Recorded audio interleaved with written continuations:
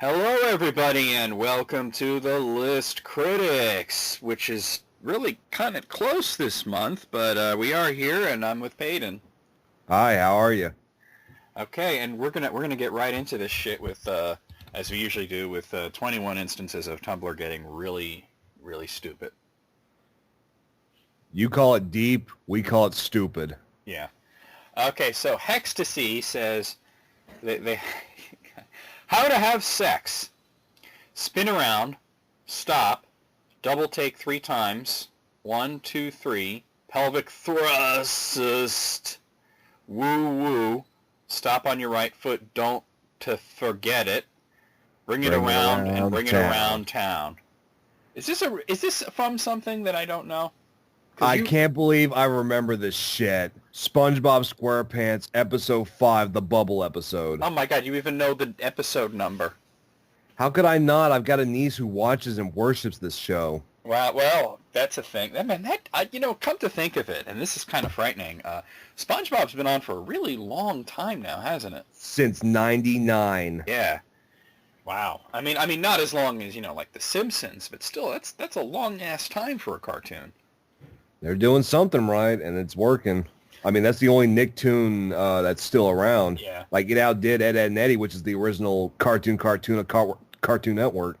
Okay, Brain Static says, Ben Carson is such a great example of how the concept of raw intelligence doesn't exist, and that people can have wildly varying types of intelligence. This man is the best brain surgeon in America, possibly the world. He invented a new way to treat seizures. He separated conjoined twins in a surgery that everyone else said was impossible, and he thinks that going to prison makes you gay. He thinks the pyramids were grain silos built by the biblical Joseph. So maybe you suck at something because in one area you're Ben Carson the politician, but in another area you might be Ben Carson the neurosurgeon. And Argumate replies with, this is tremendously inspiring and utterly horrifying at the same time, which is how I would pretty much sum that up as well. Jeez. I mean, there's no doubt that the man is smart, but he does say some stupid shit. Everyone does, though. That's the thing. Yeah, who doesn't, right? Who doesn't say some stupid shit every now and then? It's just that when you're running for president, everything gets so dissected, so you got to be careful about the stupid shit you say. But then again, we have a president who built his platform on stupid shit, so I guess it don't matter that much. I mean, he just went out there and said whatever popped into his orange head and got elected, so maybe it don't matter anymore. Maybe you can just say whatever you want. Ghost Congregation says all bugs can be... I read this earlier. This is funny. All bugs can be organized into one of 3 categories: homies, chillers, and haters. Hornets and wasps are haters. Mosquitoes are haters. Most spiders are homies because they eat shitty bugs. Some spiders are chillers because they don't really do anything. But also some spiders are haters because they'll kill you. Learn to tell the difference. Bees are homies because they become but they become haters if you fuck with them. Most beetles are chillers, but they're the kind of beetle that flies really fast at your face. They're haters. It's true. Yeah. Yeah. Got attacked by a June bug yesterday, and my cat decided to sniff at it and then ran back into the house. A June bug attacked you? Well, flew into me. Oh. Sounds like it had a breaking incident. No injuries. A Smiling Goddess says, fun fact, the word... Oh, I've seen this one a long time ago, though. Fun fact, the word panic is actually from the Greek word panikos, which is referring to the Greek god Pan, who apparently shouted at people who were alone in the woods to freak them out. And Schmiergo replies with career goals. Huh? So the god Pan would follow people around in the woods and just be like, hey, cock, or whatever, just to freak people out. And that's where the word panic come from. Pan. Oh. Yeah. I don't know. If I had godlike power, I think I'd have better things to do. No, who am I kidding? I'd be doing the same shit. Just trolling everyone. Yeah, who am I kidding? Yeah. I mean, maybe not exactly that, but something like that, Like, what can they do? You're a god. You can't bleed. Yeah, exactly. I mean, as long as you don't get like Zeus, because he took fuck, marry, kill way too seriously. Yeah, we just got to play God of War 3 to see how that turned out. No, it didn't. Well, that didn't turn out too well for him. He got his head ripped off or whatever. This one doesn't have a name on it. Me changes the toilet paper roll. I am the backbone of this household. Well, yeah, I mean, somebody's got to change it. Yeah, I hate squint. I hate whenever there's no TP in there and I go in there. It's like, oh crap, there's none in here. You know what? You know what bugs me is when somebody gets the toilet paper. I mean, I live alone, but I've been in situations. They get the toilet paper, they bring it into the bathroom, and then instead of putting it on the roll, they just kind of set it on top of the roll. Like, here, I did 90% of the work. Now you do the rest. That's what I do. You don't give a fuck, huh? No, I don't, because I'm one of those guys where I like having the roll in my hand. I'll just wrap it up that way. Well, see, I do that myself, but I live alone, so it's like, it's no big deal. But when you're dealing with other people who want to have it a specific way, like some people, oh, it's got to be over, it's got to be under, and I'm like, man, y'all tripping. All right, ASV Proc says, don't use the bathroom in your dream. It's a setup. Oh yeah, we already know that. Yeah, we all learned that at one point in our lives or another. Jackal Frost says, I want to have really short hair. I also want to grow my hair out as long as I possibly can. Conclusion? And then just a bunch of question marks. And then Oni-chan replies with a picture of a guy with a mullet. I guess that is how you would do that, and maybe that'll teach him to not think those thoughts. Because mullets are awful. It's no longer the 80s. Yeah. I told my friend Andrew that he could totally rock the skullet look, and he gave me the finger. Because he's kind of got a little male pattern baldness going on, All right, this is from Maisie Williams. I don't know if it's the real Maisie Williams, but it says, when they show a scene from 2 seasons ago in the previously on, you know something fishy is about to happen. Oh, yeah. Oh, yeah. They're about to dredge up some shit that you didn't think mattered. Car Alarm Bicycle says, sure, when Aphrodite lies around naked in a giant clamshell, she's a goddess, but when I do it, I'm drunk and no longer welcome at the aquarium. Yeah, that sounds accurate to me. Just Shower Thought says, imagine if someone handed you a box full of all the items you've lost throughout your life. That would be a very big box. It would need a forklift. I know I'd find my sanity. Your truck would drive up to my house like, here's all your shit. Well, if it can drive in my neighborhood, go for it.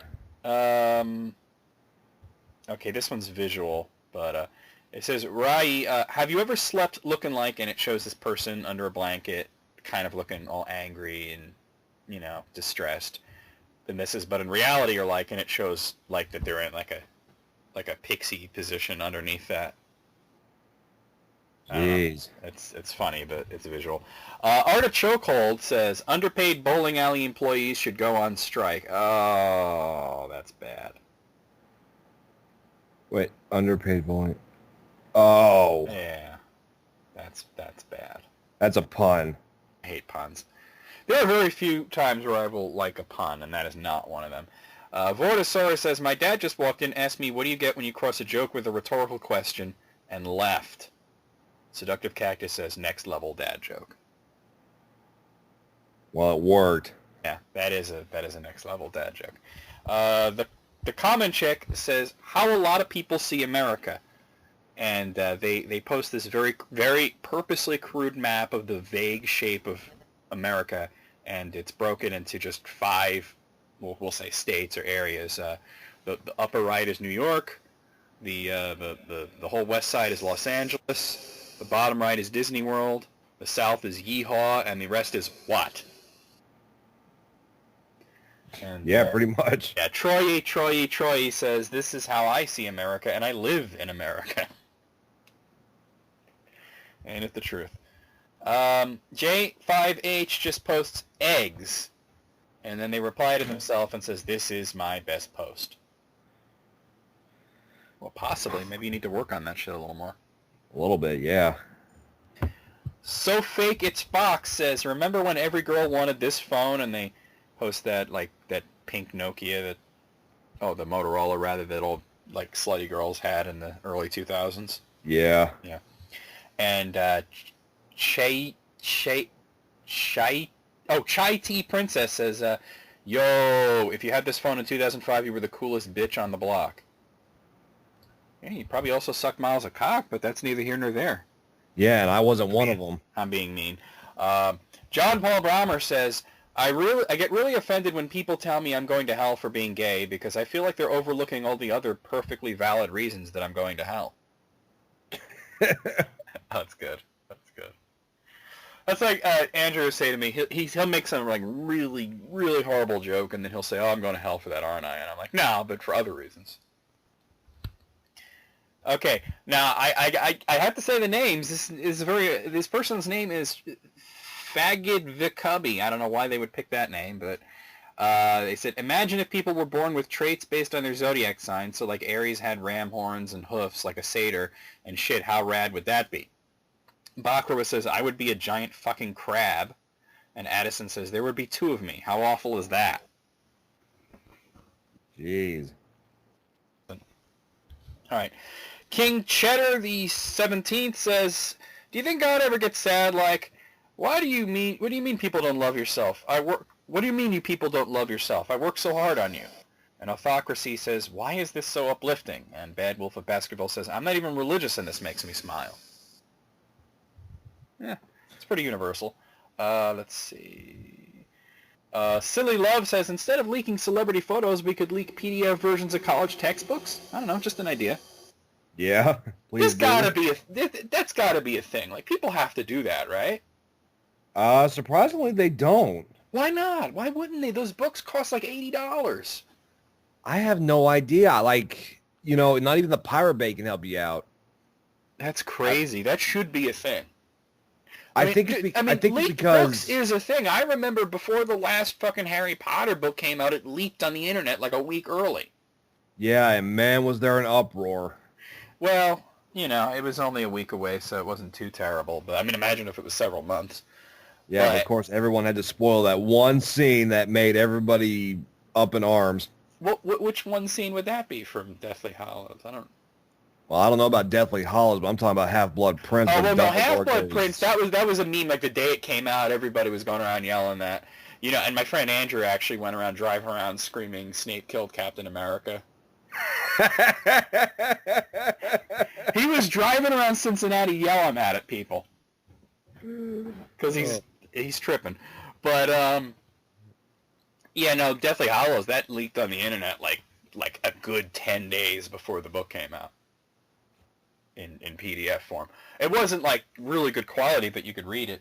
I gotta say, I have no idea why isn't there like a black market for college textbooks? That should be a thing. If people did that, I'm almost certain nobody would bitch about, student loans or anything like that, because that's like part of the problem right there. You spend $500, $600, $700 a semester on books. Yeah, and then you try to sell them back, and maybe you get $20. Yeah. It's ridiculous. Slutty Widow says, being in a relationship with me is pretty good, except for the part where I need to be reassured every 40 minutes that you do actually love me and this isn't some weird extended practical joke. Ooh. That sounds pretty awful. I don't know if I would put up with that shit. It's like, I said I love you, you bitch! What do you want? Maybe some paranoia. Oh, that was the last one. That was a pretty good grouping. I was amused by it. Out of 21, I'm gonna give it a 19. What do you say, Peyton? I'll say 18. All right, moving on to 15 Twitter jokes everyone should read. There we go. Pen jam in an upside down trash. As I get home and realize where my house stood, a shark now sits dressed as a house with its mouth open.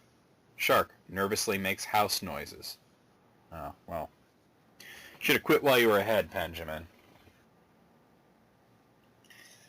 Sour Shower at SJ Shower says, at Sunmaid Farms with a guy. So is this a date? No, these are raisins. Oh, Jesus Christ. Wow. That's a dad joke to the extreme right there. Mustard at Nice Mustard says, me online. All people deserve the same rights and quality of life. Me in traffic. I hope everyone in this minivan gets eaten by rabid badgers. It is true. It is true. If you're stuck in traffic, it's like, all must die. Although, to be fair, that is equality, right? Yeah. So there you go. Todd Pappy. Go ahead. Oh, I'm sorry. Go ahead. No, I was going to say, you get stuck in traffic and you got every reason to be pissed off because most of the time it's because of something stupid. Yeah, it usually is.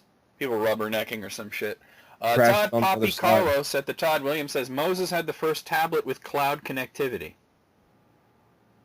Bro, that's lame, dude. Oh. That's real. That's super lame. You gotta rethink your life. Let's move on. Brandon and Untresser says, Dad, who's Daniel Day-Lewis? Dad peers out the blinds. He could be anyone, son. Mom stops weeping. He could be anyone. Well, I guess that's kind of... No, it's not funny. I'm sorry. I tried. You hear that, ladies and gentlemen? He tried. I tried. Jess at Jess OK Fine says, telling me the plate is very hot just makes me want to touch it more. You know, I think waiters know that, and they say that just to see you touch it like an idiot. Like, watch out, the plate's very hot. What's the first thing you do? Well, let's see how hot this bitch is. All right, John Darby at Mr. John Darby says, restaurant, waiter, your coffee. Me, could I have a little spoon, please? Waiter, certainly, delicately embraces me from behind. Me, lovely. Jeez. Somebody laughed. It wasn't me, but somebody laughed. Is there somebody there in the background, Peyton? Yeah, somebody coming in to use the bathroom. Okay. Josh at Ruined Picnic says, imagine the disappointment if a wolf knew its descendant would be a pug. That's how your grandpa feels when you talk about anime. Wow. Now that's funny. Oh my god. He's like, I stormed Normandy and you're talking about Naruto. What the hell's Naruto? How'd that Super Saiyan break those battleships? That's impossible. Back in my day, Superman couldn't even do that. Oh, Maximum Timmy at the Timmy Toe says, sees baby, crouches down, does some cute baby talk. No reaction from baby. Stands up slowly. You've made a powerful enemy today, baby. Who posted this, Mr. Burns? Maybe. It sounds like something Mr. Burns would say, right? Yeah, as long as he doesn't get shot for it. Oh, well, that's true. Although, I thought they later said that was Homer. I don't know if you saw that episode. Like, hell, I've been binge watching the last 25 seasons, and it was the baby that shot him. No, but it was actually Homer. They said that later. It's like, it'd be like that time I shot Mr. Burns and Blade Maggie. Oh, yeah. He did say that. He did say He played on his senility. Lord Pinky at Hidden Pinky says, your password must contain at least 2 female characters who talk to each other about something other than a man. It's the Bechdel test for internet passwords. GGG Brian says, at A Brian MC says, any leftover cabbage can and will be shredded and mixed with mayo. Cole's Law. Oh, another dad joke. Son of a bitch. All right, Mr. Sweatervest at Mixfittervist says, if you're the older twin, call your little sibling 50 times a day and say, when I was your age, then describe what you did 6 minutes ago. That's funny, though. I like that one. Frank Whitehouse at Wheel Todd says, sure, Charlie got himself a chocolate factory, but his grandparents got to stay in bed for 20 years, so ask yourself who were the real winners. How the hell did they avoid bed sores? That's what I'm wondering. I don't think Roald Dahl was thinking too clearly on that. I don't think so either. He was style over substance type of writer. He wanted you to imagine the visual and not worry about the details. It worked. Yeah, he did. Born Miserable at Born Miserable says, when life hands you lemons, you've been chosen. It is time. There is no turning back now. You are the lemon keeper. It's like a fucking Napoleon Dynamite joke. Yeah, except the word crap isn't involved. Crap, I'm the lemon keeper. There you go. Froyo at Frovo says, hey, what's that squiggly thing on the ground? I don't know. Looks kind of like a worm. How the worm got its name. What? Okay, well, that is terrible. You know the word worm came from the word for dragon? Yeah. Yeah, that's crazy. Like somebody saw like an earthworm and decided that was like a tiny dragon. That's how it got its name. That's way funnier than whatever the hell Frovo here came up with. Out of 15, there were a few really good ones in here. Mostly crap. I'll give it a 7. I'll say 5. Oh, so harsh. I kind of looked at myself and like, why? Okay, a few times. Well, I got now. People, I've getting some feedback on List Critics, and We were doing a lot of story lists for a while, and then I thought to myself, let me scale it back a little bit because I got the feeling in my head that people are going to get sick of so many story lists. So I scaled it back a little, and people have told me, no, we want more story lists. So I got lots of those. All right, cool. I happen to really like them, but I thought that I'm just indulging myself and that people don't want this shit, but they do, apparently. So, okay, I got a great one now. You know that, United Airlines just had the PR disaster to end all PR disasters the other day. Yeah. And I got a list here from TLN.co. It's these 23 companies made irreversible social media mistakes. So other than United. So let's see. Number one, when the dude manning the Chrysler Twitter thought he was logged into his private handle and posted, "I find it ironic Detroit is called the Motor City when no one here knows how to fucking drive." Ooh. Screen cap that shit real fast. Shit, you should follow Wendy's on Twitter. Oh, Wendy's is amazing, but they're doing it on purpose. Yeah. Number two, Melbourne taxis had a share your story or something. Multiple people came forward with stories of drivers raping them. This was 2 days after the Anzac Tribute, basically Australia's War Veteran Day, where a bunch of former servicemen and women chimed in on how taxis refuse to take them places because they're old. I don't understand that logic. You're driving a taxi. This guy gets in. He's like, "No, man, I can't take you anywhere. You're old." I don't see how that's a problem. Yeah, I don't see how that's anything. That's crazy.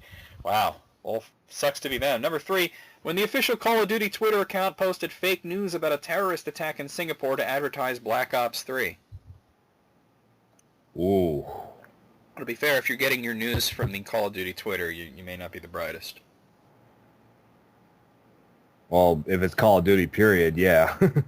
I like Call of Duty. Don't talk shit about Call of Duty. Black Ops 3 was actually really good.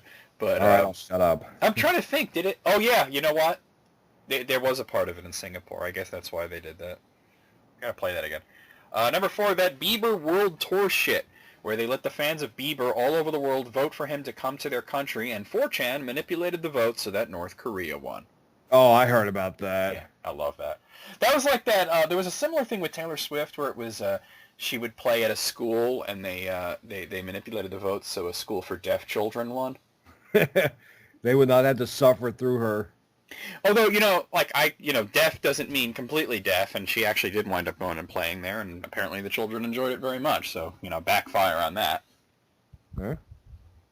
Because there's degrees of deafness. Yeah. Just because you're deaf doesn't mean you can't hear at all. I mean, some people are fully deaf, but... number five, Walking Dead posting a character death with a picture of another character carrying their dead body on Facebook before the West Coast premiere of the episode. Oh. I don't watch Walking Dead, but I remember people blowing up on Facebook about that. They were freaking the fuck out.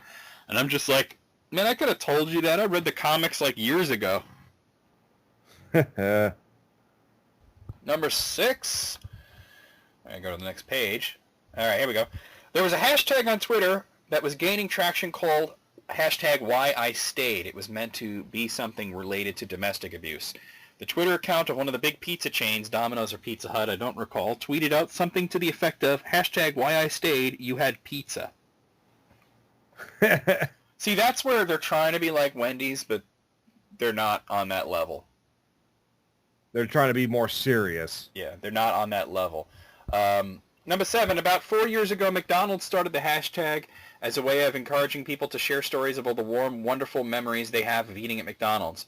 Almost as soon as they started it, people were overwhelmingly using it to ridicule McDonald's, sharing stories of getting sick of their food or horrible experiences from working there. McDonald's canceled the promotion after 48 hours, but by then it was out of their hands.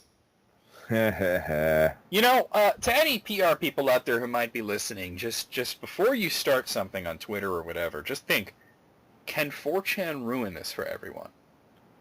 They'll do it. If they can, maybe rethink your strategy. Number eight, I remember this one.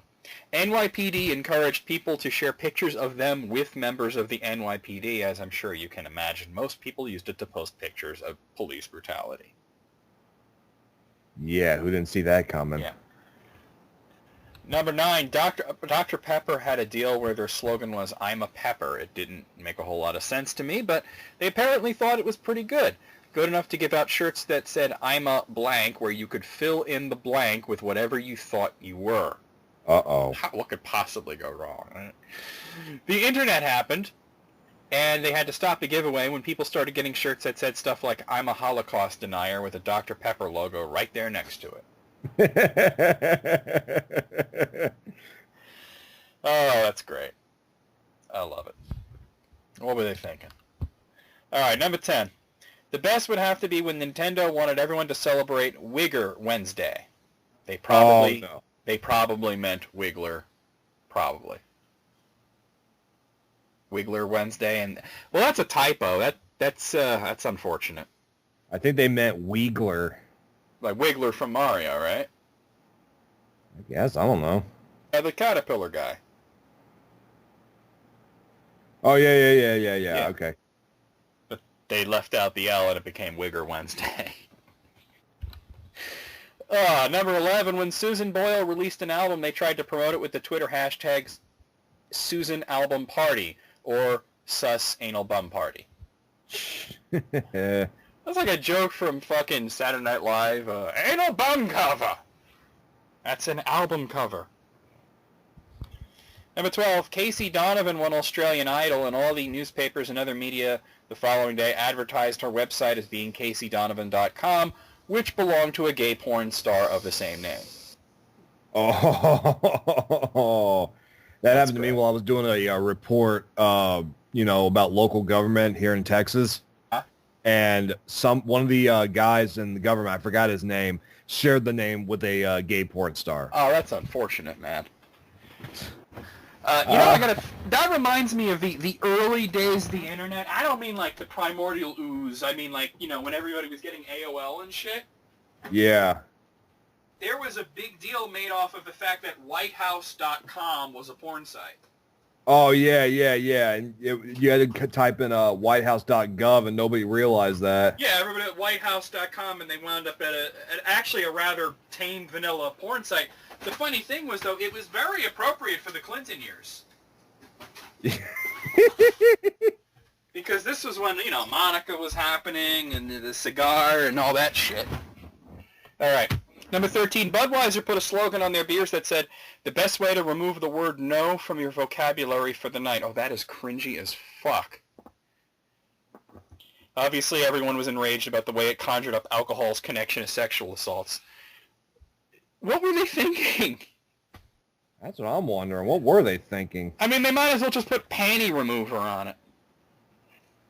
Panty tank. Oh. I hate that they split these over so many pages. It drives me nuts. All right. Number 14, definitely the U.S. Airways Twitter response of a photo of a woman crashing a toy plane into her vagina. Oh, God. Oh, my God. Wow. According to a spokesperson for the company, U.S. Airways was attempting to flag an inappropriate tweet that contained the graphic image. In doing so, the pic.twitter.com URL was copied as well. Then the graphic image was then inadvertently pasted into another tweet sent to another user. So basically, they copied the tweet, they copied the URL to report it, but then they left it in their clipboard and fucked up later. Nice going. So, wow. Crashing a toy airplane into her vagina. People will just about do anything, huh? This should be on that list where we talk about Alabama Hot Pockets. Yes, it should. Wow. Number 15, literally any company that tried to do product or brand placement in a 9/11 tribute tweet. They do not mix. They really don't. They really don't, no. All right, number 16. I used to work for my town's park and recreation department, and I would get tons of emails from different tourist attractions in the area, one of which was a water park called Sahara Sam's. I got an email from them with the subject, Samber Alert in Effect, the joke being a play on Amber Alerts for missing kids and the name Sam. When I read the email, I remember thinking, this is going to be in the news, and it was. Yeah, well, that's an area you really got to stay away from. That is not right for comedy. That really isn't. No. Number 17, Microsoft... Oh, I remember this. Microsoft made an AI Twitter bot that was designed to learn from its users via conversation. Within a day, it was spouting off racist and inflammatory tweets, and Microsoft ended up taking it down. I know that because I was a part of that. Oh, please don't tell me you were doing that shit. Yes, I was. I wasn't making him say racist shit, but I was making him say some of the dumbest shit you could think of. Oh, okay. Well, that's good because I would have made it say dumb shit too, but not, Hitler did nothing wrong or whatever the fuck assholes at 4chan came up with. Speaking of which, number 18. PepsiCo letting the internet name the new flavor of Mountain Dew. 4chan got word of this and invaded the voting process to make things like Hitler did nothing wrong the nominee. That's just fucked up. It's funny. Why am I laughing at this? A few years ago, this was funny because it was so silly and wild, and they're like, oh, they're just doing it to be, offensive and crazy. But now when you look at what's happening in Berkeley, we got people doing Nazi salutes in the streets and punching people. Shit's fucked up. It always starts with jokes. It was just a joke, man. I didn't intend for it to go this far. That's how the Holocaust started. It started with people drawing cartoons of Jews. Number 19, for the anniversary of, speaking of World War II, for the anniversary of Pearl Harbor, SpaghettiOs a few years back on Twitter posted a picture of their mascot holding a U.S. flag in honor of the 72nd anniversary of the attacks. That didn't go over too well.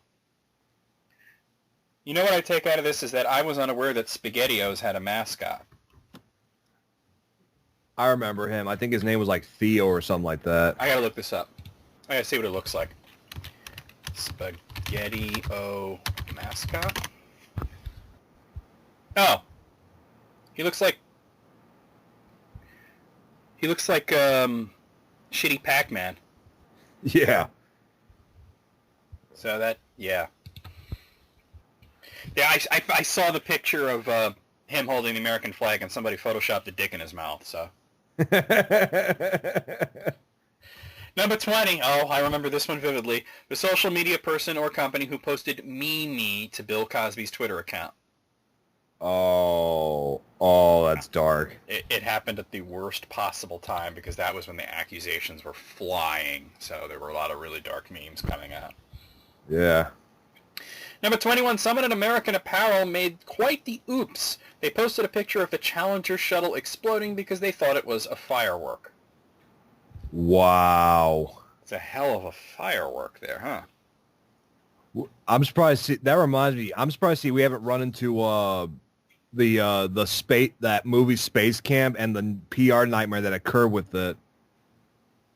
Because it was supposed, wasn't there a shuttle that blew up in the late 80s or early 90s, and that movie was supposed to come out alongside it? Yeah, they delayed the movie because of that.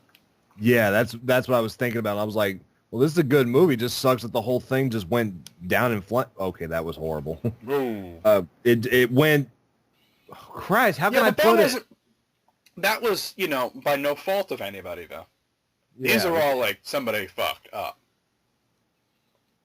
Number 22, Malaysia Airlines, just a few months after they lost their plane at sea, posted a tweet something along the lines of, "Can you find your next destination?" What the fuck? Again, they made another insensitive tweet. After over 500 people losing their lives on Malaysia's flights within months, they sent out a tweet asking consumers about their bucket lists. Oh, that's wrong right there. There's a point where you just gotta shut the fuck up. Just shut up and let it be. Yeah. Number 23, the BBC, when they accidentally tweeted that the Queen was dead. It was a practice run, so they weren't meant to post it live to the world. Well, so much for the practice. That happens a lot because media outlets, it started with newspapers writing obituaries for famous people before they died so that they would be ready to go. And obviously with the internet, you can just quickly publish something without realizing it because you're stupid and you're not paying attention. At a 23, what do you say, Peyton? We're going with 23. That was all of them. I had to look, I got a mirror right next to me because my master bedroom has got the bathroom right there. My computer desk is right there. where I can look at myself in the mirror. I just keep looking at myself like, what the fuck are we listening to? Before you said that, like, I looked at myself, and I was going to ask, do you have a mirror handy or something? Like, what? No, it's just how my bedroom is. The master bedroom's got the it's like a little like the bathroom is just the toilet and the tub, and then everything else is just outside of it, and my computer desk is like right near it. All right. Well, I'm also going to give it a 23. Now this is from text from last night. I have not read this one yet. I just brought this up a little while ago, actually. These are 21 of the most disgusting and inappropriate things witnessed at school. Uh-oh. Now, do you have a disgusting or inappropriate thing that you witnessed at school? My English teacher having sex with one of the students. Was she hot? Fuck no. Ugh. Well, I guess it doesn't matter if she's hot. That's still gross. I didn't know about anything like that going on, but the security guards would smoke weed with kids in the bathrooms. So that was a thing. All right. That actually sounds like fun. Yeah, ain't nothing wrong with it. All right. There's 21 of them. Number 1, my high school football coach was caught banging a girl who did stats for our team in the equipment closet. He surprisingly was not fired. 2 weeks later, he was teaching a class and punched a kid for talking back, knocking him out. He was then fired. What a way to go out. Yeah, you can fuck him, but you can't punch him. Or maybe he was just on thin ice from the fucking. I can't. How could you fuck a student and not get fired? I have no idea, but like I said, he got fired. It took 8 months to fire him, they said. What, you're talking about that English teacher? Yeah, and this was a guy? I assume female, because it seems like all English teachers are female, but I guess that's not true. Wow. 8 months. Yeah. Well, he was on suspension for 7.5 of that because, I busted in on him, but I didn't say anything because I was like, what do I know? She's 17. That's legal here in Texas.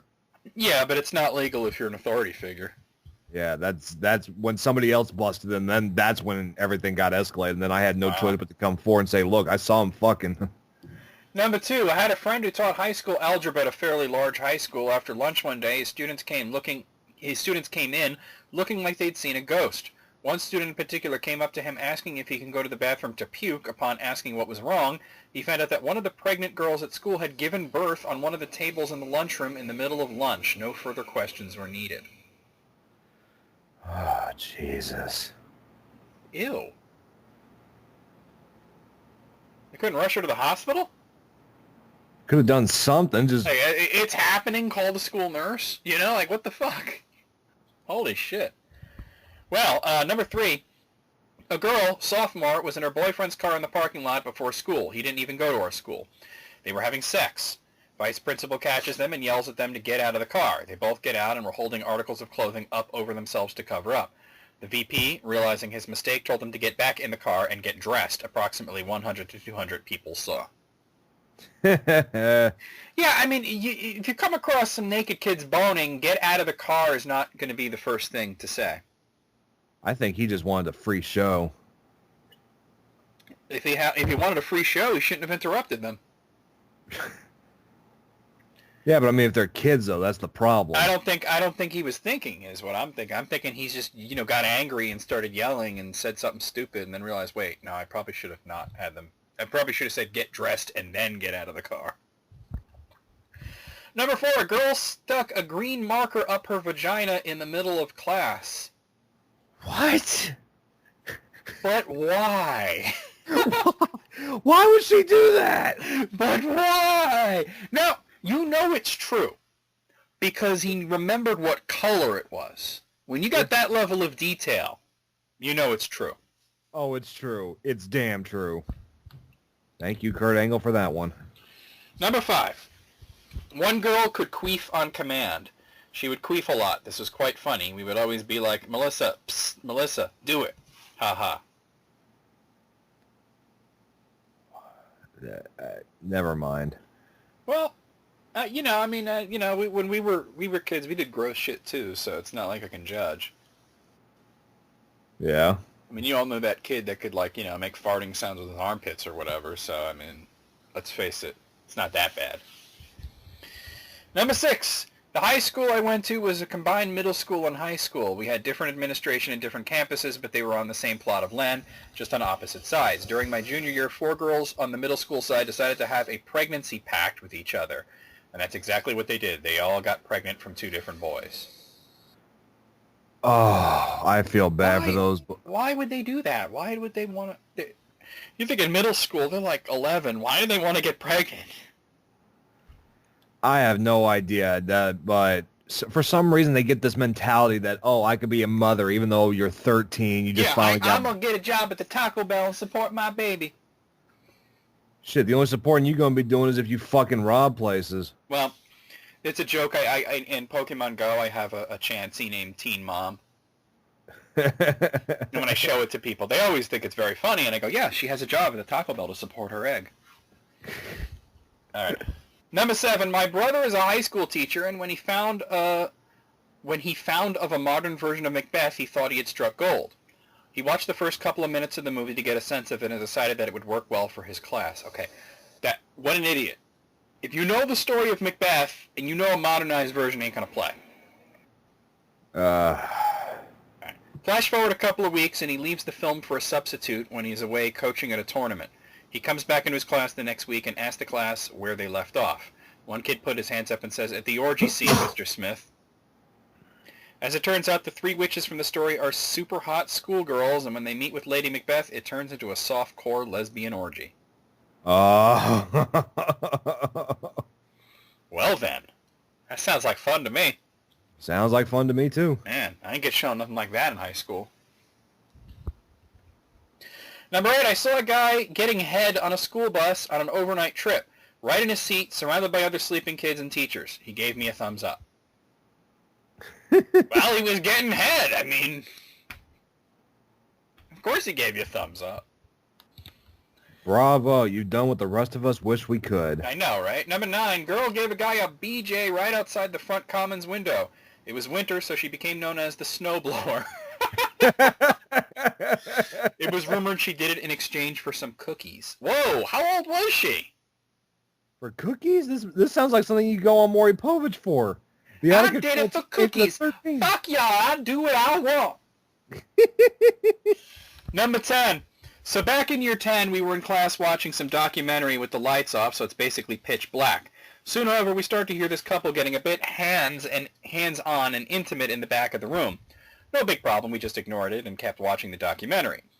5 years later, 5 years later, listen to me, 5 minutes later, I start to hear moaning coming from behind, so I turn around and Loverboy's down below the desk with his head between his girlfriend's knees. Fortunately, the teacher steps in at this point and breaks it up. They both get threatened with expulsion, but ended up with just a suspension. How bold do you got to do to just start, like, going clam digging in the middle of class? I don't know, but holy shit, that must have been some good pussy if she was moaning that good. I mean, holy shit. Right? With, like, 28 other people in the room, teachers there. And a documentary playing? Yeah. Maybe it was a really sexy documentary. Maybe it was Super Size Me. Oh, well, I've seen that. It wasn't very sexy.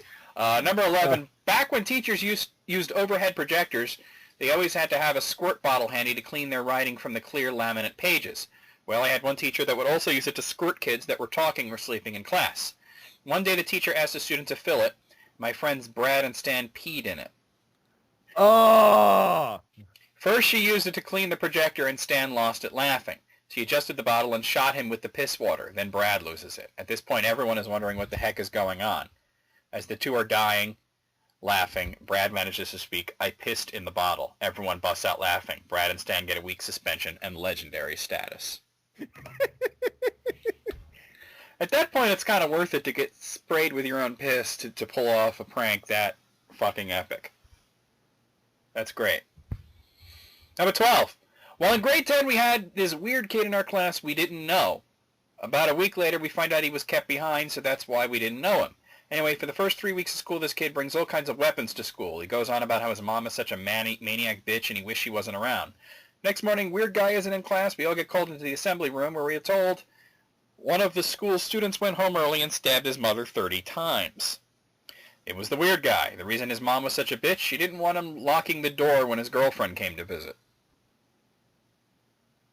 Fuck. 30 times? You know, you're probably good after about 6. I'm just saying. Wow. That's some rage.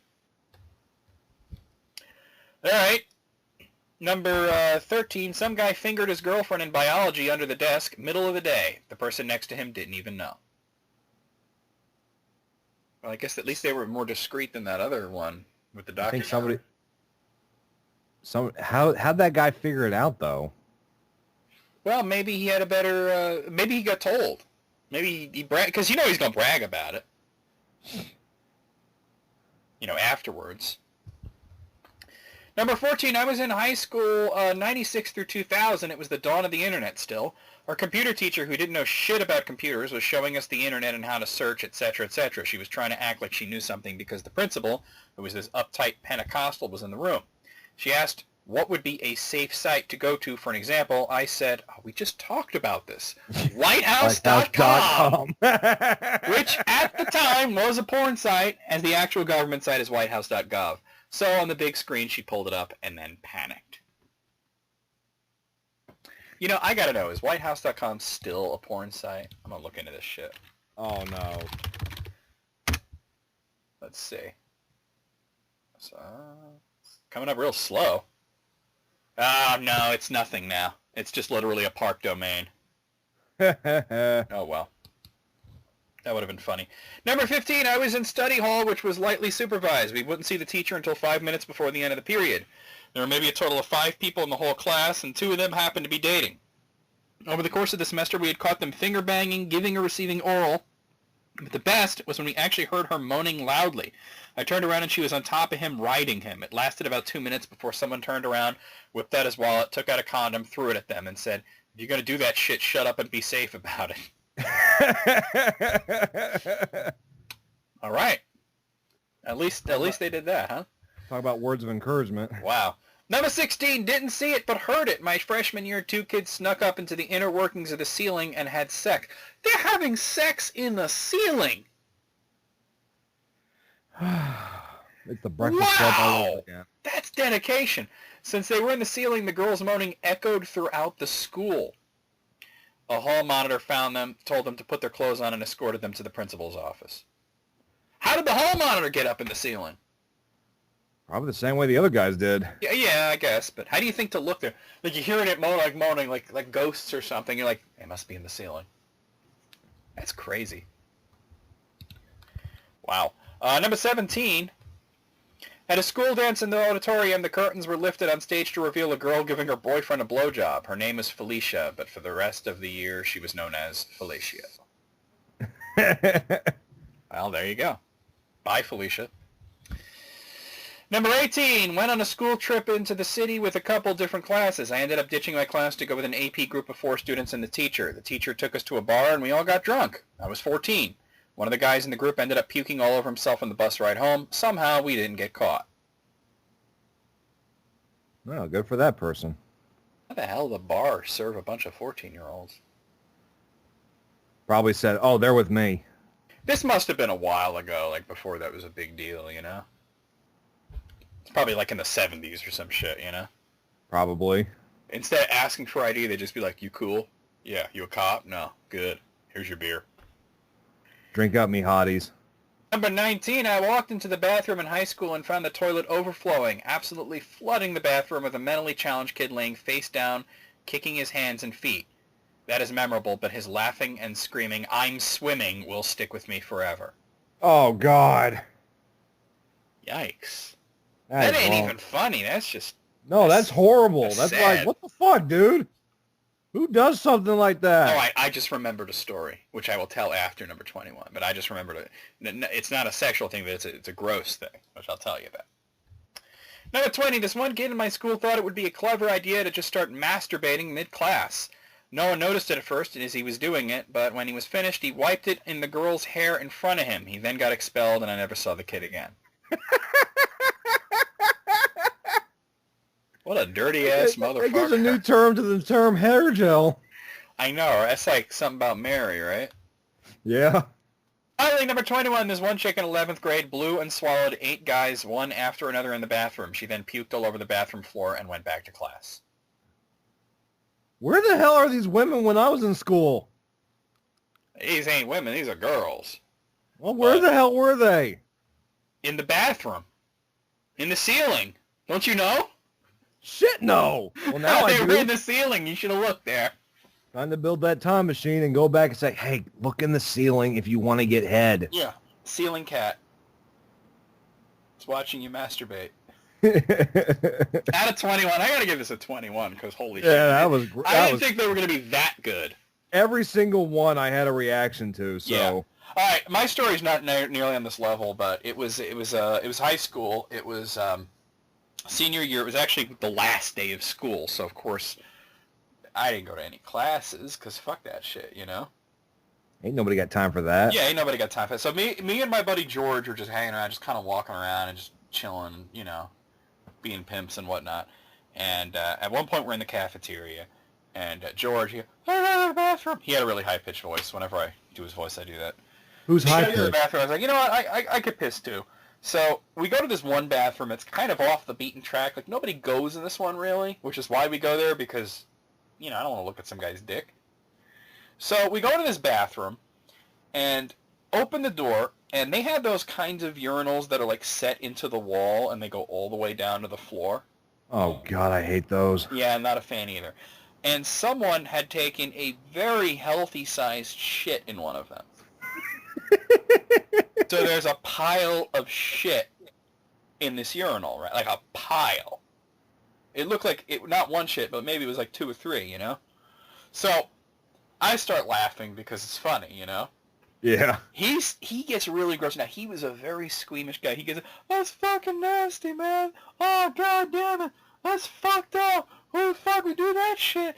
And I was just like, oh, man, you think that's gross? Watch this. I go over and take a piss on it. So I'm pissing on it, and he's trying not to let. He's like, "You're fucked up," and I'm like, "Hey, George, I'm pissing on a pile of shit." And for anybody judging me, I was 16, okay? So anyway, George gets so grossed out that he pukes. Guess where he puked? On the shit. On the shit and piss. All we needed was for some German guy to come by and jerk off on it, and it would have been complete. Du hin Scheiße gehen. Essen mein Scheiße. Okie dokie. All right. Moving on here. Are you sure George didn't change his name to Eric and went on Howard Stern? No, he wasn't a midget. He was actually a really big guy. Oh. Tall, wrestler-type build, you know? He just had a Wow. funny voice. That's great. Okay. All right, this is from Ula. This is 20 people dish on the shocking details of their worst dining experience ever. Oh, boy. I'm Worst getting episode coming ever. with this one. All right. Well, they're not numbered, but here's the first one. This wasn't the restaurant's fault, but it was the worst dining experience my husband and I ever had. We decided to go to a very nice steakhouse on a whim. Valet park the car and go in, place our order, apps come out and are great. We see the manager and the seating host going to every table, but they looked very concerned, not the typical how's your meal. The manager gets to our table and he asks if we valet parked the car, and we said yes. He then asks if it was a red Nissan. We said it was, and I got a bad feeling when he said was. He then asks us to follow him out front. We get outside and there's a cop car. I'm thinking someone hit my car or something. Nope. 2 kids hopped in my car and took off right from the valet. I was in total shock as this never happened to me before, and it was a crappy 2004 Nissan. The manager and head valet were falling all over themselves apologizing. We got a free meal and they offered to pay for a cab. My husband goes inside to fill out some paperwork and I'm sitting outside in shock. Cop pulls back up and says, "We got him!" We got to ride in the back of a cop car and pick up mine in the middle of the hood. Felt like the movie Date Night for a while. At least we got a free meal and a good story out of it. I don't know, that doesn't sound too bad. I mean, it's distressing at first, but the meal was free. You said it was good. And you had a little excitement. And you got your car back. Yeah. What's the fucking problem? That ain't that bad. Stop whining. Yeah.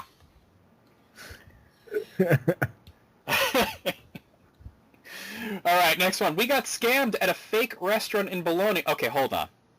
How could a restaurant be fake? What, do they serve you wax food or something? Like, That's a question that's out of my jurisdiction. well, let's find out. I can't believe we fell for it. The place got me by looking all bohemian and rustic, so of course you think it's a local place, right? Plus it was off the beaten track. Usually these traps are right in a major tourist area. Since it's right outside our bed and breakfast, I make a reservation. I should have known something was up when he wanted a deposit.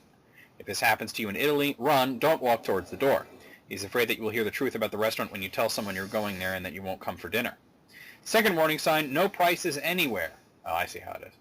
You're going to get hit with this idiot tax, and we did. Frozen entrees, old shellfish. I had the scariest spaghetti vongole ever.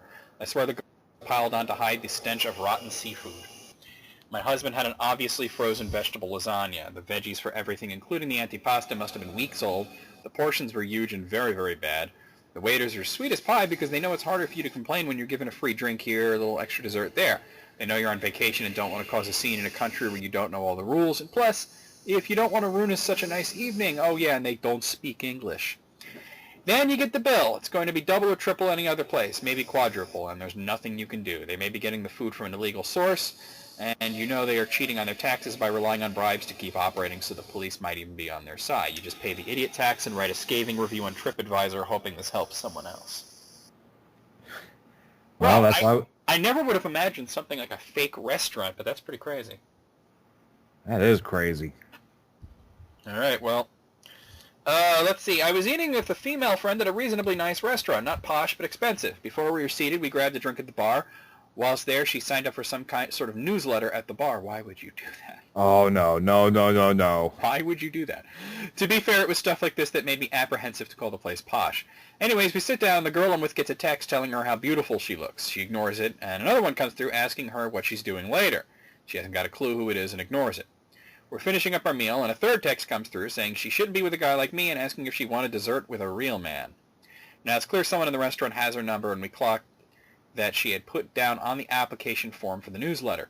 Considering the newsletters went into a box behind the bar, it was a member of staff. After getting the manager down and calling the number and pegging what member of staff it was, it turned out one of the waiters had taken her number and address off this form, written it in his phone, and spent the evening taking pictures of her from behind the bar.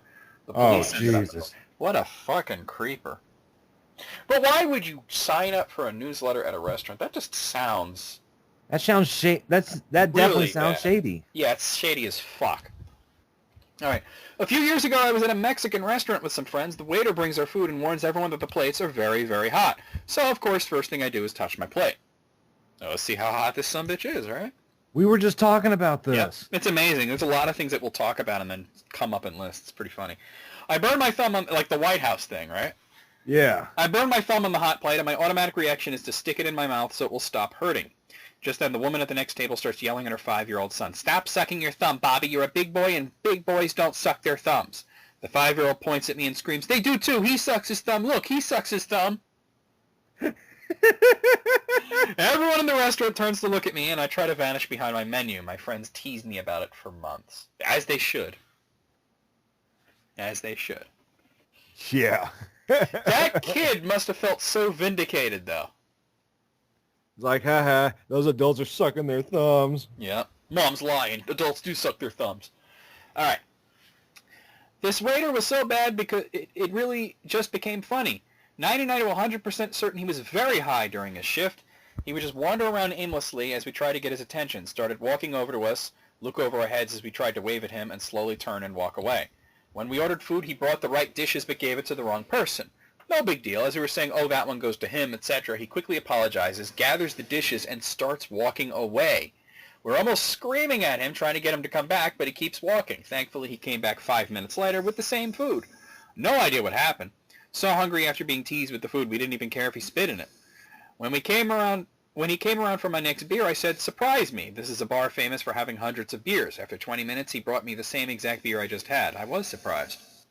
Routinely brought us the wrong beers, not even close, probably what another table ordered, but he took so long and it was so hard to get his attention, we just started drinking whatever we got. I thought I fucking put this on vibrate. It definitely vibrated. Well, yeah, but it also beeped. No, okay, it came off of vibrate somehow. I put it back on vibrate. Well, that sounds pretty amusing, actually. I tell you, when I was about 17, I had a job at Wendy's, and I had this guy come to my register high as a kite. It was the best thing ever. The guy comes up. You know what he looked like? He looked like Bobcat Goldthwait. Oh boy. You know, like from the first Police Academy movie. Yeah. He comes up, and it's the summer, it's lunchtime, lines wrapped around the salad bar out the door. This guy comes up, and he's like, can I have some food? Whoa. I got no patience for this shit, you know? Like 50 other people in line. I'm like, what food? What do you want? Like a burger or something. It went on for like 10 minutes. It was the craziest shit.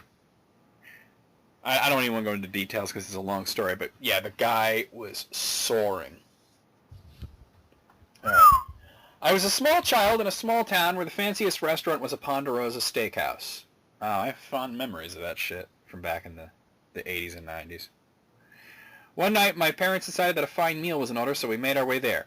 If you've never been to a Ponderosa, imagine a middle school cafeteria buffet dropped into a steakhouse that needed to be remodeled in the 70s. Sounds like The tables were plastic, the chairs were folding metal contraptions, the indoor-outdoor carpet had a disquieting green shimmer to it, and the blinds stayed shut so that you couldn't quite see what you're eating.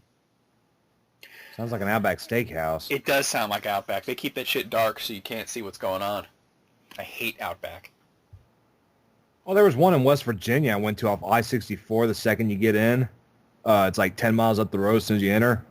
And it was pretty lighted in there. Oh, well, that's good. The one time I went to an Outback, it was really dark, and I had a terrible experience there, but I don't go into that right now.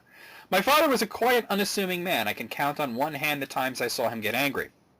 Dinner at the Ponderosa was one of those times, and it was the only time I ever heard him swear in public.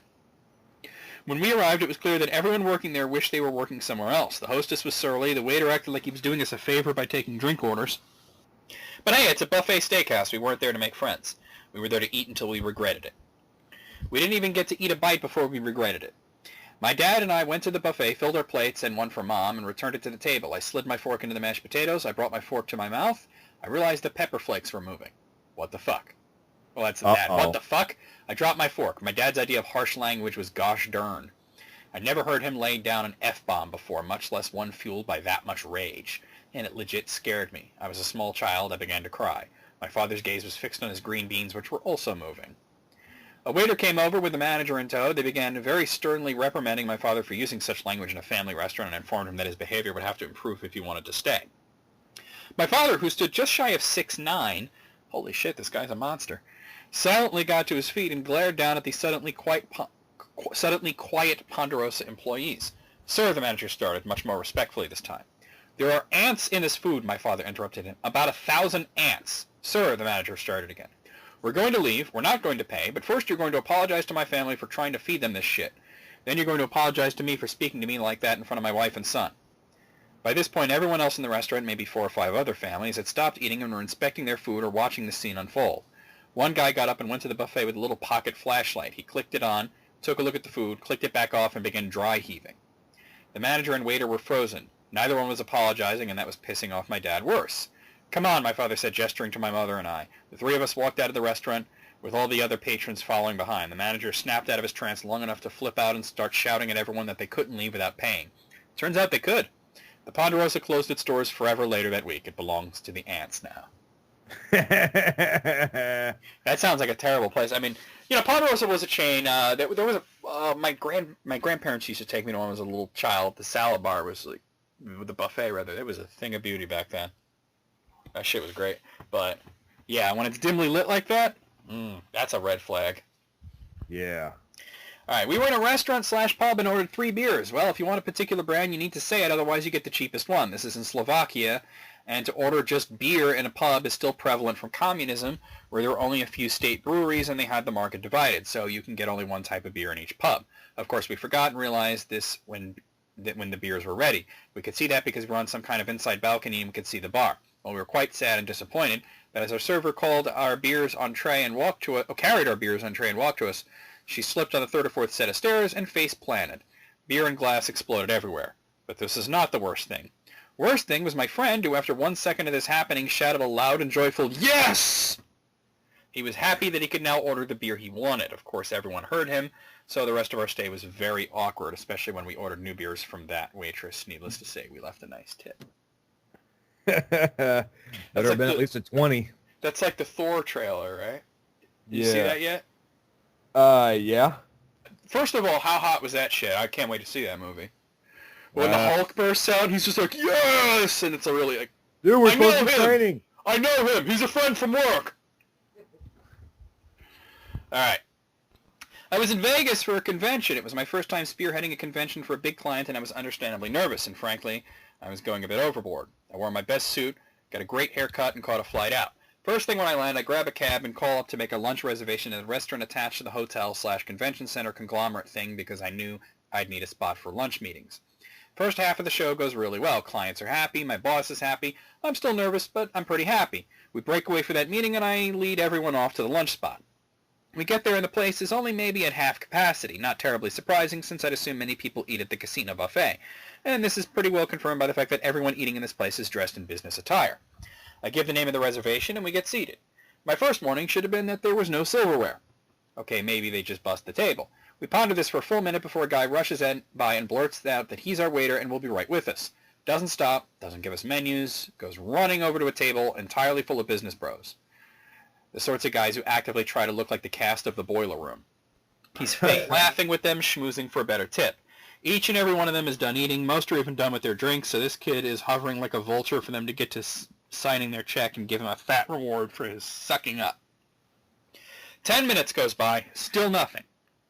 15. Our waiter runs by, and I try to stop him. He does a spin maneuver like a wide receiver with the ball to avoid me.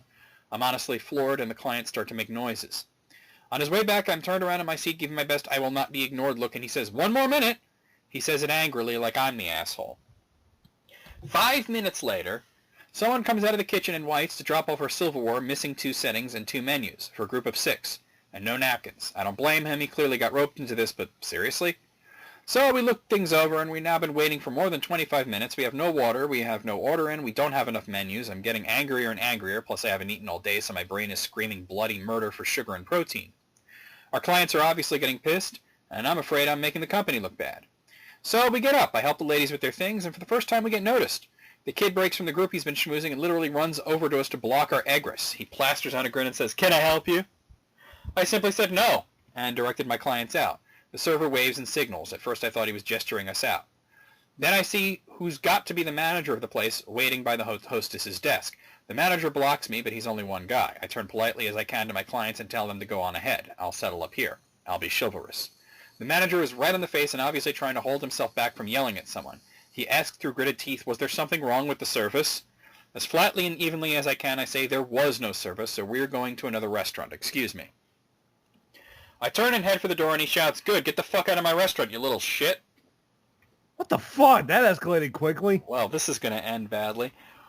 Now, I may be young at this point, which is likely why employees of this restaurant thought they can get away with this, but I'm wearing a tailored suit and leading 6 very, very well-dressed clients around. And my clients may all be women, which is, I think, why they also ignored us, but they're clients with accents and clothing that's expensive even by Vegas standards. We are obviously here for a convention, one happening in his building, and we're obviously here to spend money. So I stop and turn to look at the guy fuming at me. I smile, pull out my cell phone, and call our booking agent back at the office. "Hi, Alice? Yeah, this is Name. I need a favor. Can you pull us, the clients, everyone out of this hotel?" "Yep, everyone. I'm really sorry to do this to you, but I need it now." "Yep, all 300 blocks. This is Vegas. I'm sure there are vacancies somewhere, and they'll be happy to take us." The manager's face drops and goes white as a sheet. He starts stammering and sputtering. I thank my agent and close my phone with a satisfying snap. I then walk out while he's following me down the hallway, shouting for me to come back. I gotta pause here and say that, obviously this is a while ago because the guy had a flip phone, but that's kind of the one thing that's missing, that satisfying snap as you close your phone. Yeah. We don't have that anymore. This has all been a terrible misunderstanding, and we can work this out. He'll even pay for the first round of drinks if we all come back and sit down. The clients get to watch me walk back like I'm the hero, not looking at the explosion behind him, and I go from being the guy who couldn't even get bread delivered to the table to the guy who brought a manager groveling after him. We paid extra to have the second hotel staff come in and pick up all our bags in person from the first. I tipped them very well for the spectacle. It was fucking worth every dollar. That's perfect right there. That is amazing. Guess you got a raise for that shit, right? Yeah, if he's a manager, too.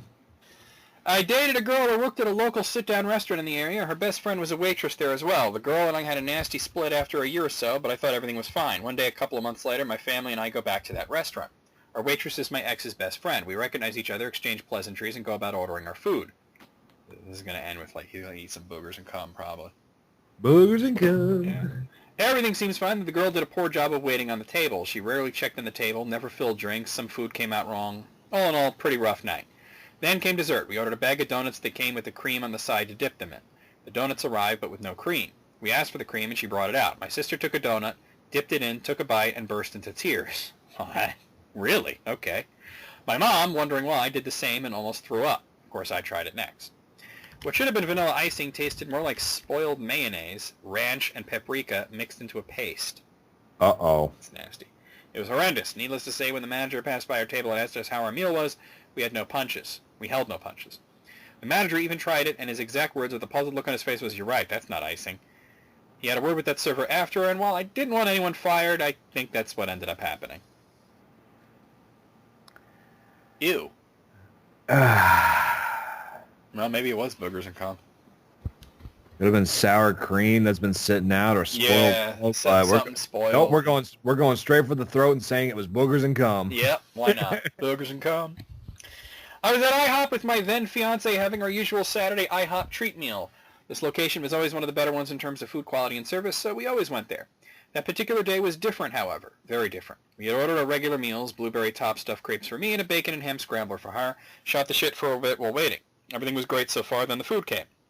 My crepes were cooked badly and cold. Her scrambler was not the right one and also cold. We complained, politely mind you, we liked this place after all, and wrote it off as a new cook. When the food comes out, I notice right away that my blueberries are missing and the food is cold again. We tell the waitress, who gets the manager, who apologizes profusely and goes into the kitchen. We were seated in such a way that we saw the cook when the manager opened the door, and I noticed two things right away. One, the cook is indeed new. Two, the cook clearly has a learning disability. The manager comes back to us and explains that the cook used to be the dishwasher, but was shadowing one of the regular cooks and trying his best. The regular cook had called in sick that day, leaving the special cook to fend for himself. The manager comped us and said that he tried to help, but was too busy to constantly be back there. Then this happened. The manager had one of his wait staff step in to cook while he brought the disabled guy to our table and had him tearfully apologize to us. That caused the manager to tear up, as well as my significant other. Then the manager fired the guy in front of us. We, of course, left pronto. I think that was a bit extreme, no? I honestly don't know how to react to that. I mean, the one. guy was clearly in over his head. I mean, holy shit. Wow. Okay. I'm moving on. There's a sushi restaurant at a certain major train station in Japan, which I've been to at least 50 times. 2 of those times I've seen a cockroach running across the counter. That's not good, but not as shocking as it might sound, as the front door opens right onto the street, and anyone who's lived in Japan knows even the most meticulously clean environment can get a cockroach wandering in from time to time. Oh, yeah. On the occasion in question, I spotted the little guy running toward me about a meter away. Nobody else seems to see him. I grabbed an empty teacup and dropped it over him like a cage. I'm not the type of person to make a scene. I finished my sushi and asked for the bill. The waitress brought it to me while carrying a tray of miso soups. I whispered to her, "Watch out, there's a small cockroach under that teacup," and indicated the one that I was talking about. She apologized profusely, and I started to leave. What she did next is a bit hard to understand.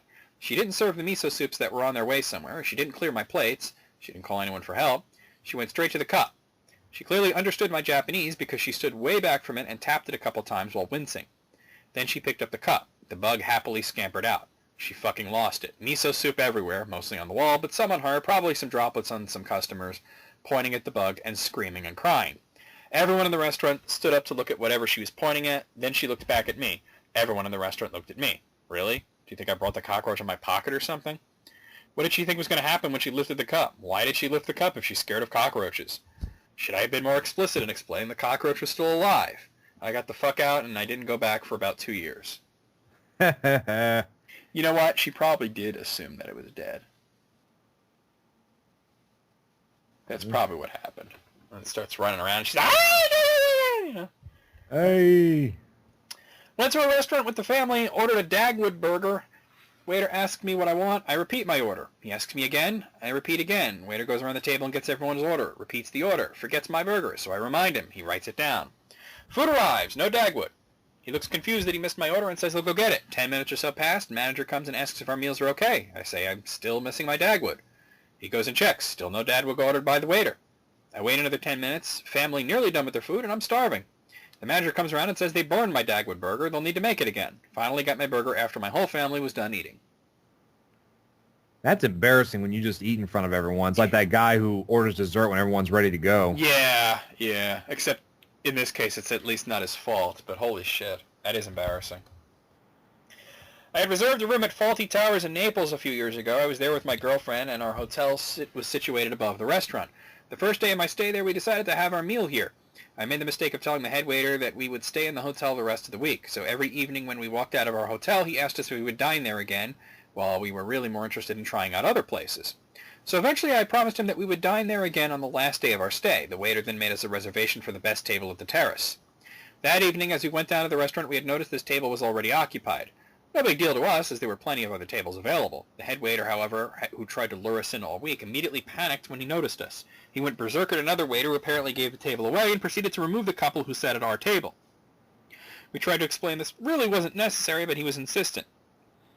So we stood there really awkwardly while this other poor couple saw their plates and glasses removed to a table in the back while gently being pushed to the back of the restaurant as well.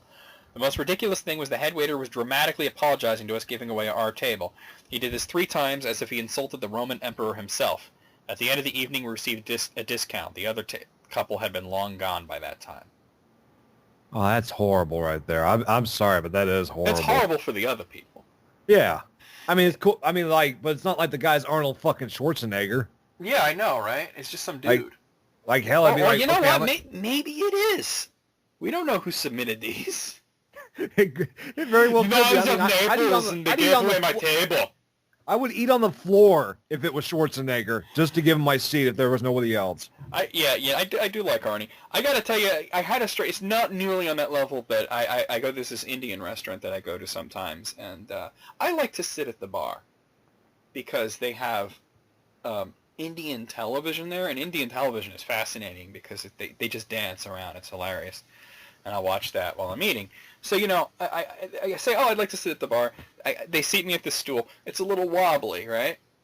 So I move to the next one over. No big deal, right? The waiter comes back to take my order. I mention, hey, this stool, I just want to let you know it's a little wobbly.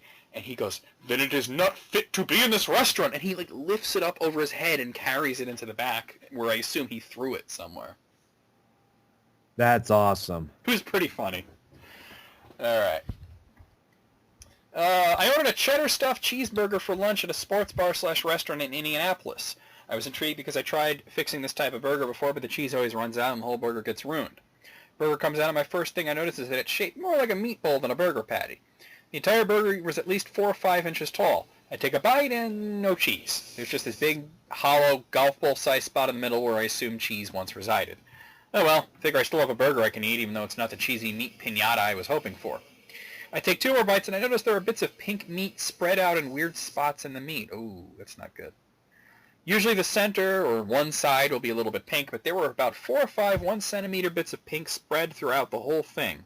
I have no idea how they accomplished that unless some of it was frozen. He's going to be puking later, huh, Peyton? Something like that. Yeah, because pink meat is fine, but when it's like that, it probably was frozen. It's probably freezer burned. You're going to be throwing up. Let's see what happens. I asked the waiter what's going on with his burger, and he basically explains that it's not uncommon for the cheese to run out during cooking. Why would you put an item on the menu that turns shitty at least some of the time? Why would you serve it?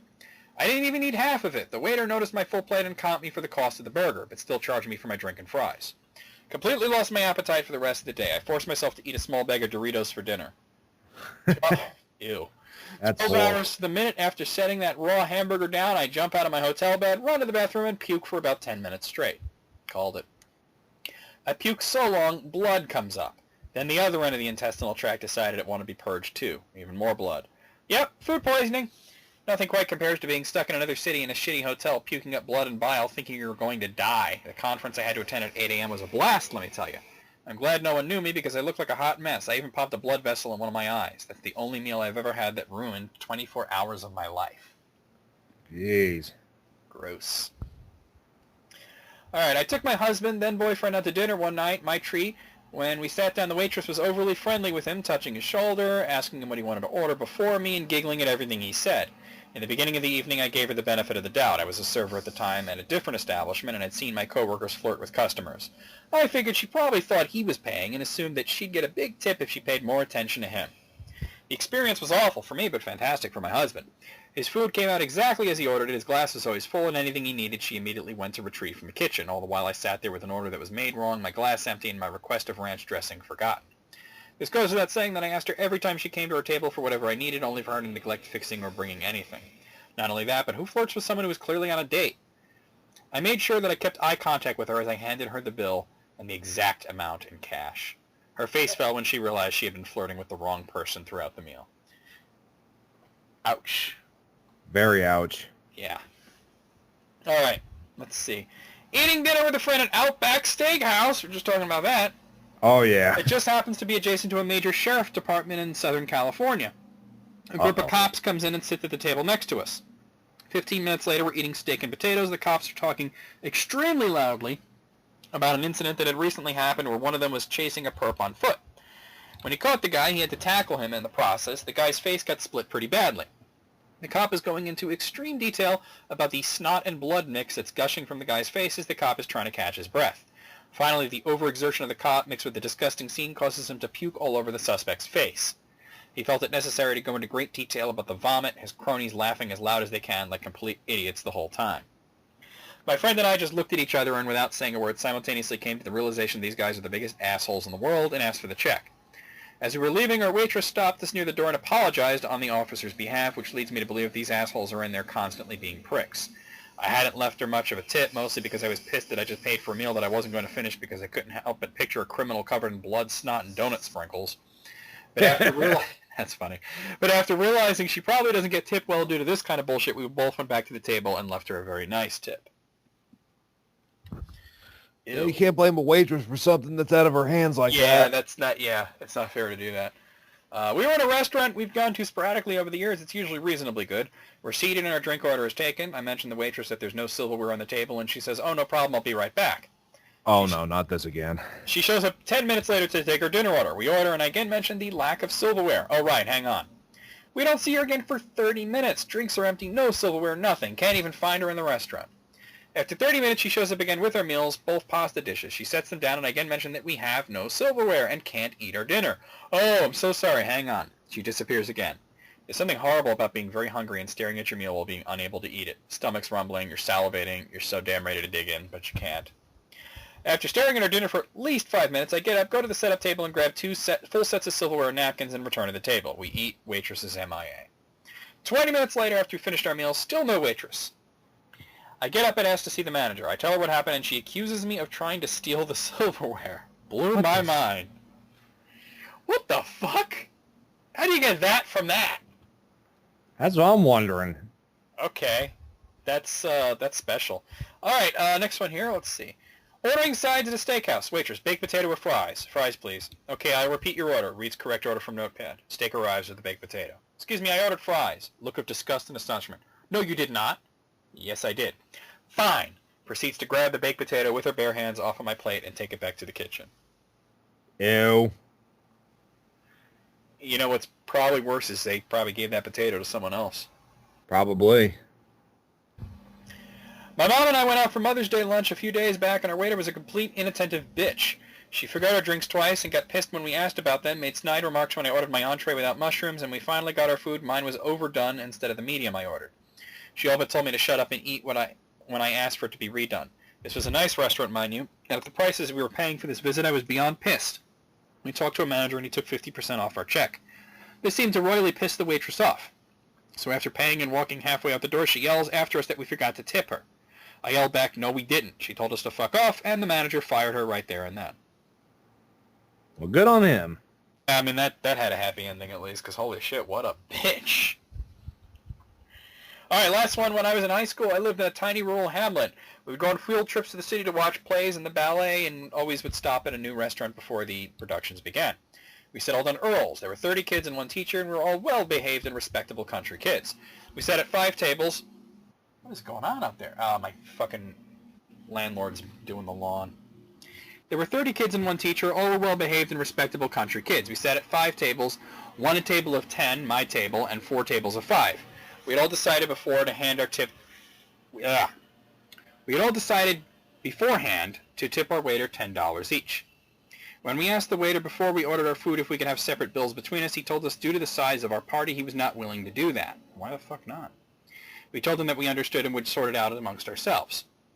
We ordered our food, and after it arrived, our waiter was nowhere to be seen, no refills, no checking up on us. But we knew it was busy, and we didn't care much, being teenagers and excited to be in the city without our parents. Without a word, he walked up to our table and dropped the bill in the middle. He did not ask us if we'd like anything else or how we enjoyed our meal. Because of the meals all being on the same ticket, we started calculating who owed what. and after we figured out the bulk of it, we put the bills to one side and started to deal with the change. There were about $30 worth of change, and we were counting. This is in Canada, so our $1 and $2 coins, there are coins. So the waiter walks by, sees the change, and taps me on the shoulder. I look up at him in the most disgusted voice. He says, "You kids realize what I put up with you all evening, and that is not 10%. I was so shocked and angry he could not be bothered with us all evening, couldn't put our food on separate tabs, and so when we're dividing everything up and hadn't even started getting our tip money out, he was going to approach us like that? Not to mention we were all very well behaved and polite. I have no idea what he had to put up with. My friend went to speak with our teacher about what just happened, and he was livid. He said that the waiter had been rude and absent at the table as well, and had come to find, not surprisingly, this had repeated itself amongst all the tables. Other tables apparently had it much worse, getting the wrong food, and when they approached the waiter, he said, "That is what you ordered, just be quiet and eat it." Wow. What a dick. Yeah. My teachers told us not to leave a tip, and he would speak with the manager. Once on our way to the production, our teacher told us he had left a note at the table that said something along the lines of, "We do this every month, and the kids love to make people happy." Tonight they were planning on leaving $10 each on a bill of $9.55.65. This total for all 5 tables. That is a 31.39% tip. I hope you reflect on this behavior this evening. Jesus Christ, that guy completely blew it. I wonder if he was a math teacher that he calculated it was 31.39%. Usually, no, never mind. I'm not going to say it because that's racist.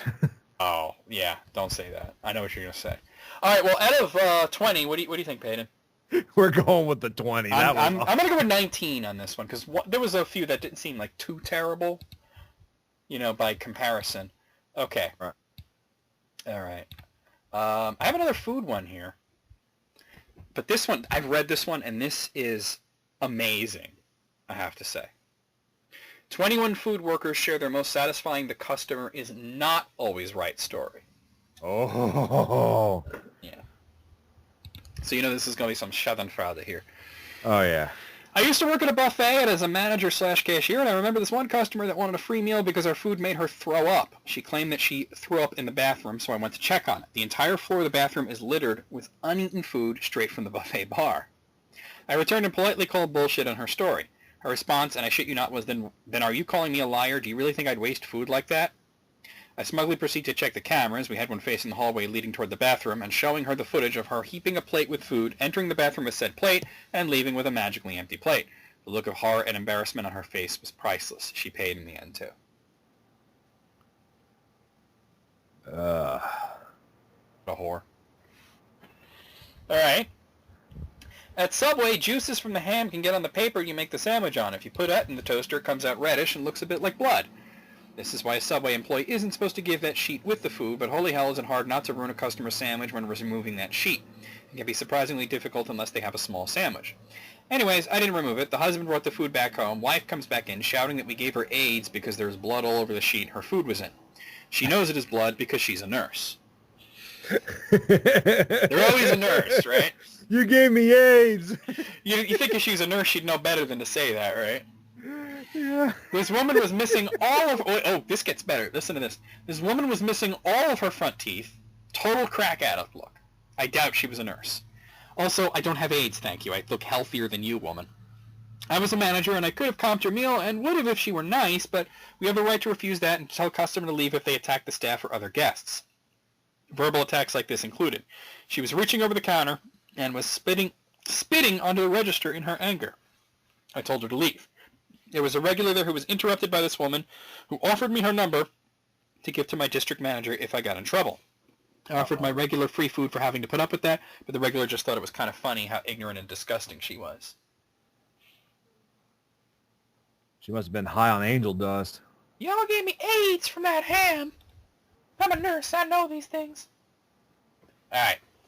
About a week ago, I'm running out a parked car order, and I hold the door open for a woman because her hands were full of change. Let's call her Change Lady.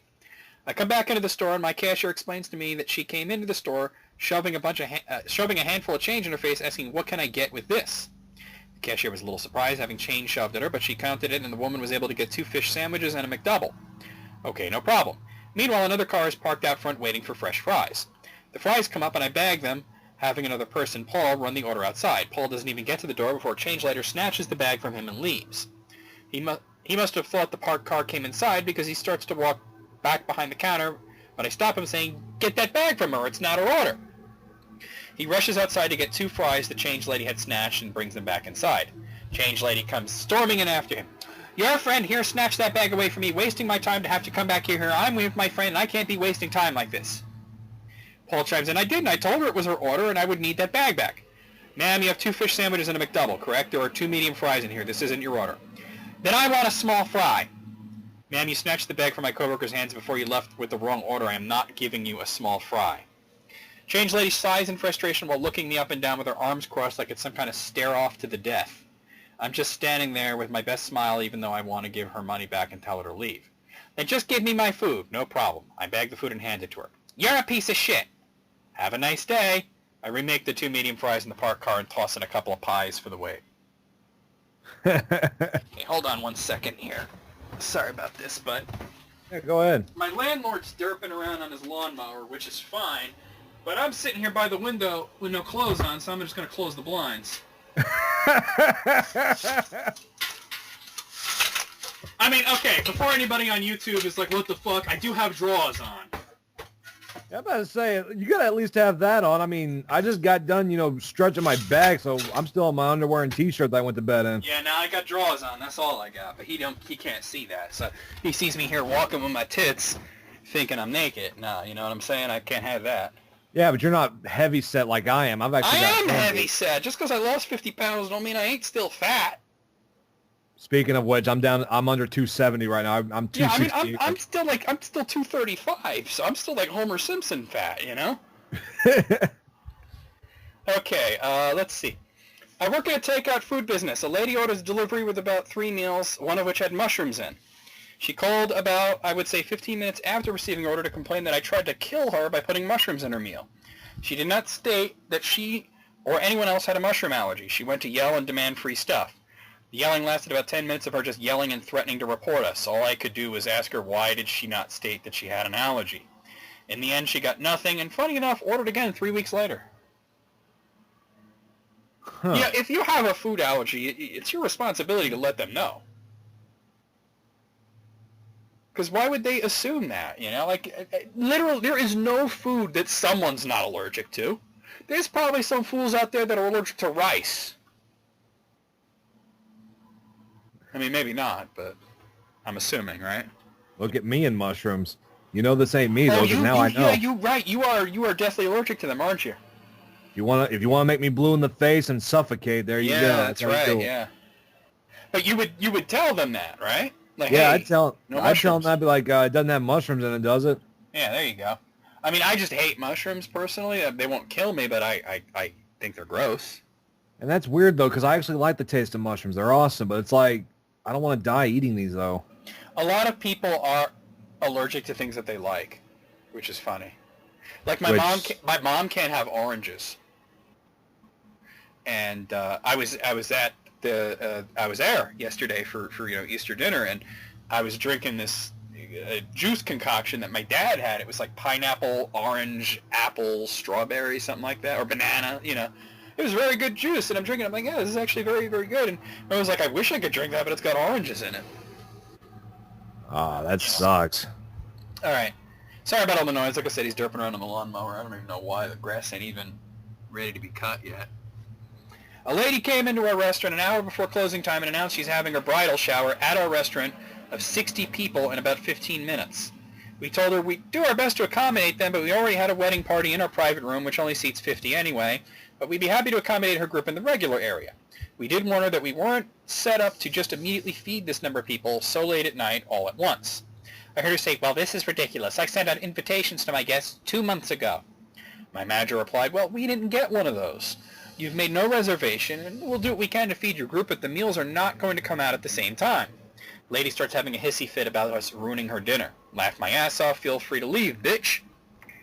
She was being rude enough that the manager then informed her that we'd love to help her, but a party this large at no notice at the end of the night would require a 30% mandatory tip, and we would only stay open long enough to serve their food plus 20 minutes to eat. She stormed out, and a lot of her party ended up just eating dinner at a restaurant anyway because they had no other option. Most of them tipped at least 20%. Several of them left glowing reviews on how accommodating we were and how great the staff was and how much they enjoyed their food. So really it was just the one bitch. You got Bridezilla there. Yeah, I know some places will do that. They'll stay open a little longer if, you're going to stick around and, Yeah, if they're going to make money off of it. like this game store was having they were having a contest. Whoever can score the highest score in Super Mario Brothers gets like a $50 gift certificate or something like that. So Oh, I shit. found out about it right before closing. And I start playing, and they're looking at me. They're like, "You know what? We're going to stay open and let you do this because you're actually pretty good at this." Well, because, old school gamers usually are, right? Well, they said the score was set by a 8-year-old. I'm like, "Oh, great! I feel like a Yu-Gi-Oh duelist going to the tournaments like I used to." You've seen that image, right? The big fat slob going up against a 5-year-old kid, right? Oh, Penny Arcade did a strip about Gabe going to a Pokemon tournament, the card game, Yeah. and getting owned by like a little kid. And Tycho's like, "You're out already?" And he's like, "Well, he's using all legendaries, And he's like, "You're a douchebag. You hear me? You're a douchebag." And he's like, "I think the kid's deaf. He's signing to his mom." He's like, "Well, what's the sign for douchebag?" "No!" I got catch up on Penny Arcade. That was an old one, it was ages ago. All right. I worked in a large convention-oriented resort hotel, the kind of place corporations will spend millions to hold yearly meetings. In other words, not cheap. The restaurant I worked in was the mid-price option in the hotel, where it would usually run about $50 to $75 per person for dinner, without drinks. Yes, I made really good money. About half an hour before closing one night, a group of guests comes in. Now, we're used to people arriving late. It was the nature of the location, and we were fine with it because most of the time it was people that had issues with transport or something like that. So we were always super cool for late arrivals. Not this bitch. It's at this juncture I have to say I was not privy to much of the conversation because this was not my table. I was, however, one of only 4 people in the front of the house at this point and had every single thing retold to me, and I trust the people who worked with me not to have embellished anything. With that said, the woman worked for Dillard's. She made it a point to mention that she was a store manager for Dillard's multiple times. This becomes relevant later, even if it was never relevant at any point when she actually mentioned it. So this lady comes in with a small handful of underlings she had invited out so she could spend the evening telling them how awesome she was, that she invited them out. Imagine it along the lines of Michael Scott and Dwight Schrute, the total lack of self-awareness, but remove the wide-eyed charm and install complete fucking douchery. Now you have an idea what we're dealing with. The group sits down and orders some drinks. The boss in charge hereafter, the boss, says she wants to order some appetizers. The servers mention that we have appetizer platters for larger tables. It was about 12 people, and the bitch tells her to bring 2 of them. Drinks are served, apps are served. The whole time the boss is going on about how awesome she is and how amazing the work does for Dillard's is and how they're lucky to have her. Meanwhile, the rest of the table looks like a fucking POW camp. Nobody wants to be there. Nobody's laughing. Nobody's having fun. They clearly had to put up with the boss for far too long, but she's their boss. She continues yapping for about 45 minutes, then decides it's time to go and asks for the check. The server brings the check and the bitch hands her a credit card. The server runs the card and returns the book with the card. The boss opens the book, actually looks at the price, and goes fucking nuts because it's about $150. Keep in mind, we're a real restaurant with real food made by real chefs in a fucking top-tier resort hotel, and she just ordered drinks and appetizers for a group of 12 and is totally shocked that it was just over $10 per person. "Why didn't you tell me how much these platters cost?" "I did, ma'am. I told you it was 5 appetizers for the price of 4 on the menu." "Well, why didn't you have the platters on your menu?" "That's false advertising. I work at Dillard's. I know false advertising. Where is your manager?" Fast forward a fucking hour later, the boss is still here. Her fucking employees are looking like PTSD is creeping in. The 2 servers that were closing can't leave the room where the party was because she would berate them when they tried, which means they couldn't sign off on my side work, so I was fucking stuck there too. And my fucking manager, was kissing her ass, and it was beautiful. He was basically making her eat shit and love it. He was that kind of manager. There's a certain level of sarcastic, smarmy asshole that to the ears of a piece of worthless shit sounds like a total taint-tonguing. This guy's got a lot of words, huh?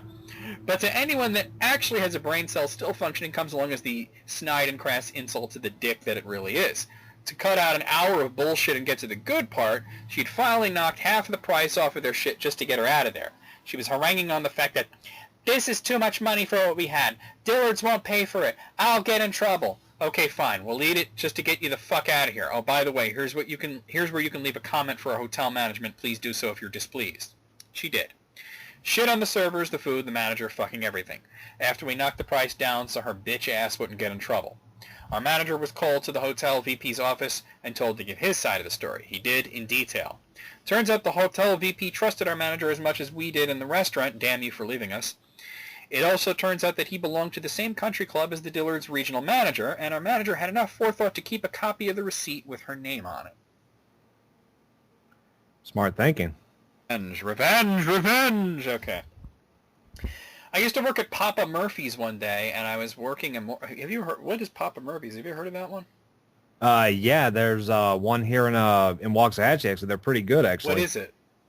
Basically, they make you a pizza, but you bring it home and you cook it in your own oven. Oh, take and bake.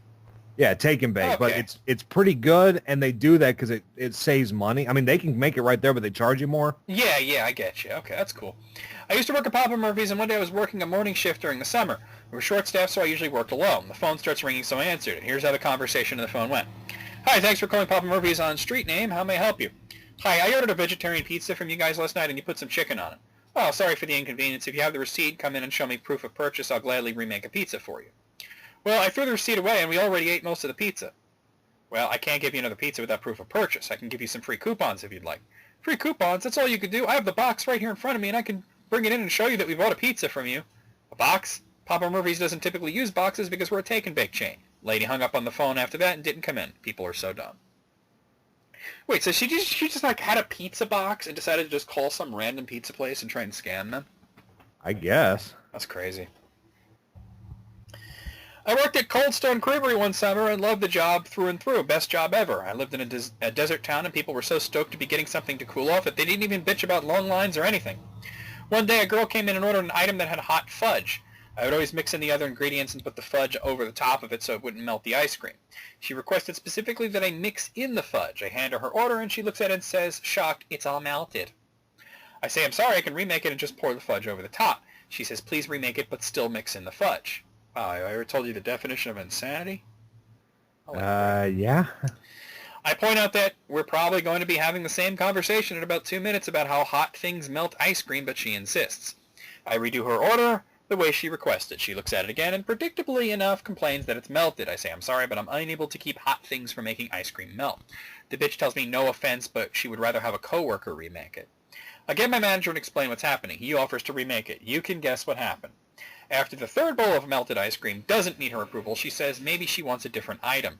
The manager says he's not giving her a fourth item if she only paid for one, so she demands her money back. He says no, so she calls us both assholes and storms out. Well, good. Yep. That ended well. All right. A guy came in... okay, let's try this again. A guy once came up to me at work at a Dippin' Dot stand, yes, those still exist, and asked me for a large vanilla and chocolate dots for his son. Starts putting it together. No, I don't want them together. I want them in 2 cups. Okay, that'll be $12. No, it should be 6. You ordered 2, which makes it 12. But I didn't order 2. I ordered 1. No, sir, you asked for 2 larges. 1 vanilla, 1 chocolate. No, I asked for 1, but I want it in 2 cups because my kids hate it when the flavors touch each other. Sir, I'm not allowed to split the cups in one order. Just as my boss comes in the station to restock the freezer, where's your manager? Boss comes up. I'm right here. What do you need? I wanted an order of vanilla and chocolate. I wanted to split it into 2 cups for my kids, but your thick-headed worker wouldn't let me. Are you going to help me or not? I would have gotten you an extra cup from Dairy Queen if you asked and acted nicely, but then you had to start acting rude and insult my workers. Now you're going to take the cup or not? Fine, now my kids are going to freak out and starve. I hope you're happy. I'm surprised he didn't have a wife with him wearing that haircut. Ooh. I don't think his kids are going to starve from lack of ice cream. They'll be fine. I worked at a chain pizza place and had a lady call saying she wanted free food because she ordered a pizza the night before and it made her husband sick. I told her that if I ordered food from somewhere that made me sick, I probably wouldn't order again, but I'd be glad to send her a new order if she paid for it. It's true, though. Like, if the food makes you sick, why would you want more of it? Exactly. All right, I'm a bakery owner. We have a policy in my bakery that police, firefighters, EMTs, etc. get their first item free. So if a cop comes in for a slice of pie and a drip coffee, we'll charge him $1 for the coffee, and he gets the pie for free. If a paramedic comes in and wants half a dozen donuts, we'll only charge him for 5. Only thing is, you have to have proof. Most people take advantage of it when they're on the clock or just got off, so we usually don't bother asking them because they're wearing their uniforms. However, everyone has some sort of ID that they can flash when they're not, so it's a non-issue. One day we had a cop come through, full uniform, and gave him a slice of cake and a latte. He's one of our regulars, so I talked to him for a bit. He asks after my business partner. I ask what his shift's been like, the usual. He goes to sit down, and the couple in casual clothes asks why he was only charged $3. I tell them our policy, and they tell me that one of them is a cop and the other is a detective in a small city in our state. I tell them that's nice, however, we only have it open to people that work in our city and the surrounding areas. They freak out, like absolutely lose their shit. It's so unfair. You're being biased against us for no reason. They then demand to speak to the manager. I tell them I'm the owner. They insist there is no way I could be, and they tell me I'm lying. They then demand to see the real manager. This goes on for a bit until finally my cop buddy stands up and asks to see their badges. They both sputter about it for a minute or two, and he firmly asks to see them again. Neither one of them has their badges on them. He has to see any ID proving that they are what they say they are. They have none.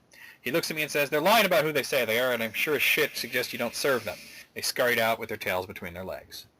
You know, a couple of vultures that they're like, why did you only charge him $3? Like, who's paying attention to what other people are charged for shit? You know, like, they were looking for something, you know? Something like that, yeah. I used to work at McDonald's. A woman came in and ordered a Big Mac, fries, and a drink, so I put her order in as a Big Mac combo since it's cheaper than getting those three things separately. She then proceeded to scream at me, claiming that I'm ripping her off and charging her for something she didn't even order. My manager then proceeded to simply charge her for those three things separately, and she ended up paying more. Well, that's special. Yeah. This story is fairly recent as it occurred a few days ago. This time I happened to be working in a drive-thru window as a cashier/food bagger at a popular chicken chain restaurant. It was almost that wonderful time of the night where we closed, the time I no longer had to deal with customers. We were pretty slow at that time, but one car happened to show up in the drive-thru. Coworker starts taking their order, nothing out of the ordinary, until he asks the final question, anything else? As I wasn't wearing a headset, I had no idea how they responded, but my fellow worker turns to me and says, brace yourself, this may be rough. The car rapidly screeches around the corner and stops at the window. I begin my usual scripted spiel, but was quickly cut off by three individuals. The guy who took our order had the absolute worst attitude I've ever heard in my life. So disrespectful. Co-worker takes the time to explain by anything else he meant like sauces or extra napkins or whatever, but these people took it way too personally, like an insult to their intelligence or whatever. This, my friends, is only the beginning. These people ordered three separate orders, all paid in cash. I have to repeat the order back to them each time, and I could tell they were getting more and more irritated as I politely carried on. It was a total of 3 drinks, 1 per meal, but I noticed there was also a cup of ice added to the last one as well. I handed the first 3 out, but as I held out the cup of ice, the woman driving the car glared at me with the intensity of 1,000 soccer moms who were accidentally given a Coke Zero instead of Diet Coke. I didn't order no 4th drink. Take it back, she screeched. You do realize this is a cup of ice, right? Someone must have ordered it, I replied. Oh yeah, that's mine. What? I even repeated that part back, but obviously their time was far more valuable than the lowly service workers such as I. These mental gymnastics severely overwork their collective composition of a singular brain cell. From there I chose to ignore them by hanging out away from the window by the food bagging area. I tidy up their 3 individual orders, making sure the bags are well stocked with requested sauces, and carry them over to the window. It took maybe 30 seconds, I've been doing this for about 2 years, but that apparently was far too long for them to wait. They snatched their food out of my hand, and they do that thing where they dig around the bag, making sure I didn't screw it up. One cusses me out. Hey dipshit, you forgot the sriracha sauce. It appears they didn't order that sauce according to the register, but whatever. I put on my friendliest face and kindly give them the sauce. As the car begins to pull away, the lady in the back screams, "Fuck you! You and my name, you did a great job. Wait, no, actually I changed my mind. Fuck you especially." The worker pokes his head out the window and yells back, "Have a great day, never come back." Oh, wow. Man.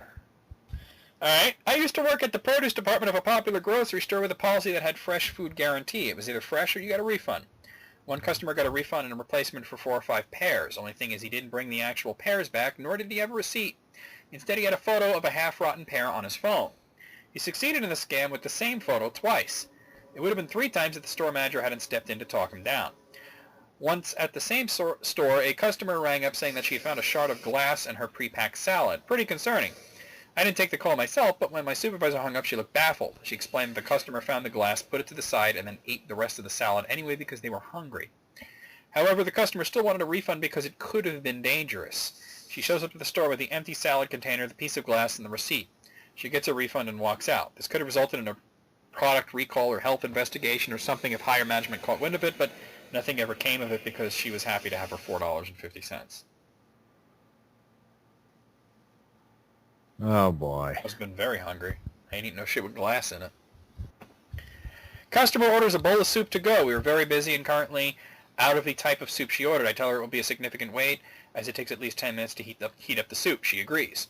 2 minutes later, she asks me where her soup is. 2 minutes later, she asks again. I get frustrated and tell her we'll put it in the microwave. 2 minutes later, same deal. Where's my soup? It's in the microwave, man, but it will take a little longer. Make the microwave go faster. Okay. What the fuck?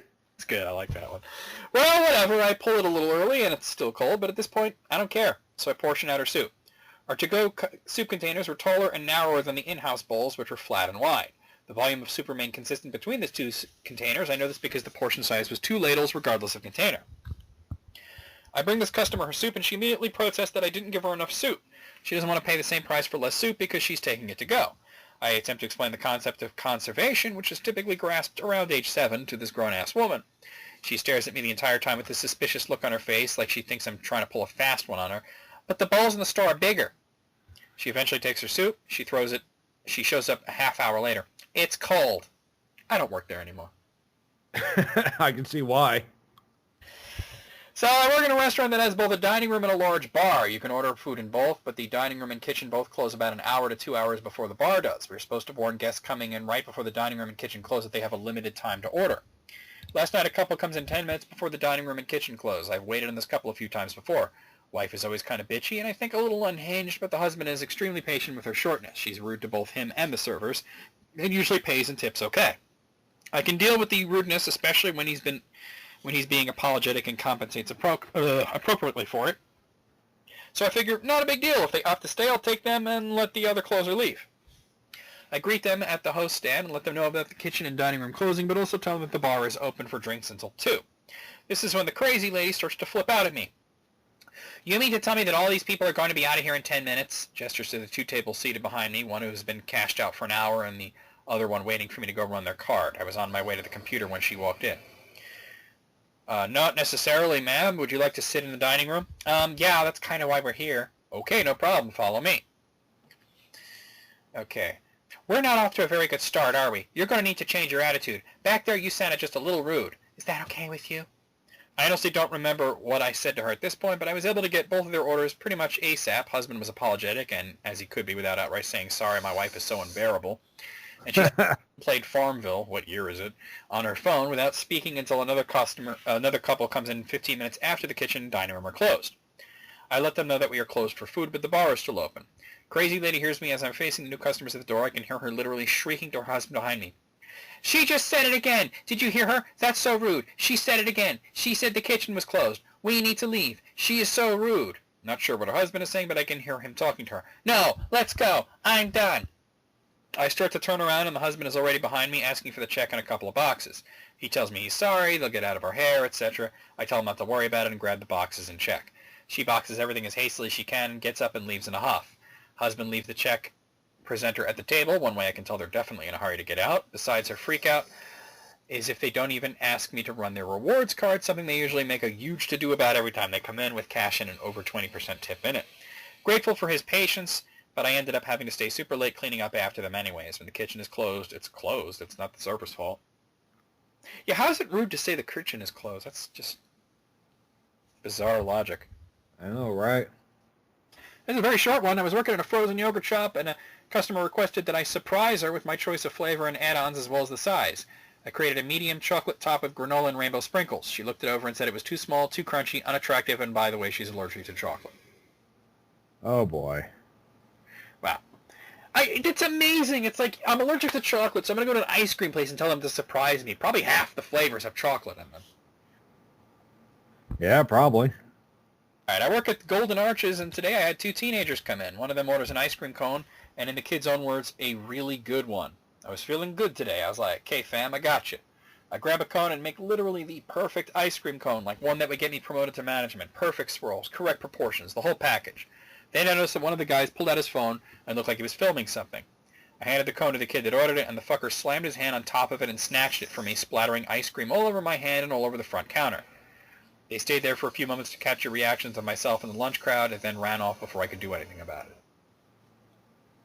And people wonder why they become murderers. But that's probably on YouTube now. Oh, let's face it, that's probably on World Star Hip Hop right now. Ain't good enough for YouTube. All right. I worked at a healthy fast food place. Nothing grilled, deep fried, etc. Wraps, rice noodle bowls, salads, etc. Anyway, we open at 7:30 a.m. At 7:40 a.m., a woman walks in and wants to order lunch for her and her boyfriend. Okay, no problem. People usually stop by before work to grab a salad or whatever. First, she asks for 2 bowls with a quinoa base. Sure. Then she orders 2 soups. I told her okay, but the broths aren't warm yet and they haven't had a chance to heat up. She says it's fine as long as they can be microwaved. I tell her that will work and remind her to do it for a little longer as the noodles will take a bit to heat up. So with said instructions, she pays and leaves. 20 minutes later, the store rings and I answer to some guy yelling that I served his girlfriend cold soup. Pardon? He repeats it loudly, so I told him that A, they were ordered literally 10 minutes after we opened, and B, I had informed his girlfriend that they would not be warm but could be microwaved for lunch. He continues to yell at me saying it's bad business, etc. After about 4 minutes of his verbal shit, I told him again that the soup can be warmed and that he might want to talk to his girlfriend as again she was told the soup was cold. He demands a refund, and in his best kill them with kindness voice, I told him I would be more than happy to give him a refund if he can come in at his earliest convenience. Never came in, never called back. He must have talked to his girlfriend. Dumbass.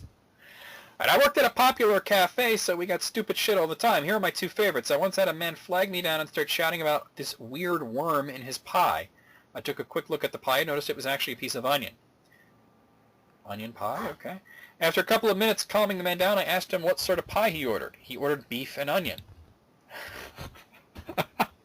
Oh my God. He had me fucking swap his half-eaten beef and onion pie for another beef and onion pie because of it. Another time I was delivering a large tray of food to a table. Everything was going fine, just a couple of sandwiches, etc. As I'm about to walk away, this older guy at the table grabs my attention. The conversation went like this. Is this cheese sandwich dairy-free? As far as I'm aware, we don't do dairy-free cheese, so no. No, I mean, does it have any milk products in it? Yes, it has cheese and butter in it. Well, can you bring it back without the dairy products? You want your cheese sandwich without any dairy products? Yes. I promptly returned to my manager, let her know the situation, and said, good luck figuring that one out. Jeez. I guess you could bring him toast. Dried toast. All right, last one. At my workplace, we have an open seating concept, as in you enter, sit wherever you like, and the server will bring the menu over to you. Today I had one table reserved for a site visit by a company they would potentially be hosting an event there. So I had the silverware menu, etc. all arranged neatly on the table, everything ready and well presented. Additionally, the table also had a sign that read reserved. I was the only server today, as we expected a generally slow day. It wasn't. A couple walks in immediately. The gentleman goes to the restroom. I'll tell the lady to take a seat wherever she likes, and then I'll bring the menu over to her shortly. After serving another table, I go to grab 2 menus and bring it over to her, and where is she seated? At the table that I have reserved for our VIP guests. I go to her and say, I'm sorry, ma'am, but this table is reserved, to which she responds, well, you told me I could sit anywhere. Well, she's not wrong. Technically right. Out of 21, this is pretty entertaining. I'm gonna say 18. What do you say? I'll say 17. Okay. Let's see here. Now, all right. I do want to do some different stuff here. I do have a movie-based list here. This is an interesting one. 10 great. This is from Goliath. 10 great movies that have terrible endings. Can you think of an example of a movie that you thought was good but you didn't like the ending? Terminator 3: Rise of the Machines. Oh, you know, I did like Terminator 3, but the ending, I wouldn't say it was bad, but it was a little weak. It was one of those things where it was like, so everything they did was just fucking pointless. Yeah. Well, the point was to survive, not to stop it, right? Yeah, but now they've pretty much rebooted the franchise, and they did a good job with the reboot, too, I might add. What? Terminator Genesis? I heard it was terrible. Terrible? Fuck, it was awesome. I'm watching it almost every week just about, just to have some background noise. I am meaning to actually check it out, but it did not get good reviews, I'll tell you that much. I think it's like they need to stop beating the dead horse, but now James Cameron has gotten back the rights, and he's working on a script for a end-all sequel. Oh, okay, good. All right, well, here, 10 great movies with terrible endings. Number 10, 2001: A Space Odyssey. Well, I wouldn't call it a terrible ending, but it definitely does not explain what the hell's going on. Yeah. I mean, if you're high, it's the best ending ever. So, I don't know. Number 9 is Blade Runner. What's wrong with the ending of Blade Runner? I'm not sure. Says. Okay, apparently the problem is that they don't know, is Deckard a replicant or not, and apparently the director thought one thing and the scriptwriter thought another thing, so it was not really explained. So, there you go. Number 8 is the original Superman. I'll be honest, I like the original Superman, but it did always bug me, the whole I'm going to just reverse time and just fix everything like that. That was such a cop-out what they did with that. It really was a cop-out, yeah. Number 7, Contact. A lot of people bitch about the ending to Contact. I didn't mind it. Well, Mr. Garrison said it best in the episode Tom's Rhinoplasty. Yeah. Wait through that entire movie to see the aliens or goddamn father. Yeah. Yeah, but Mr. Garrison's not exactly the smartest guy, so. Yeah, but it was true, though. That's the best. Like, if he's going to get something right, he gets that right. Number 6 is The Shawshank Redemption. What? What, are you kidding? This list just lost 3 points. You an ass? You an ass, bro. All right, let's move on, because that pisses me. Number 5, the 2005 version of War of the Worlds. Okay, wait a minute. The whole movie sucked.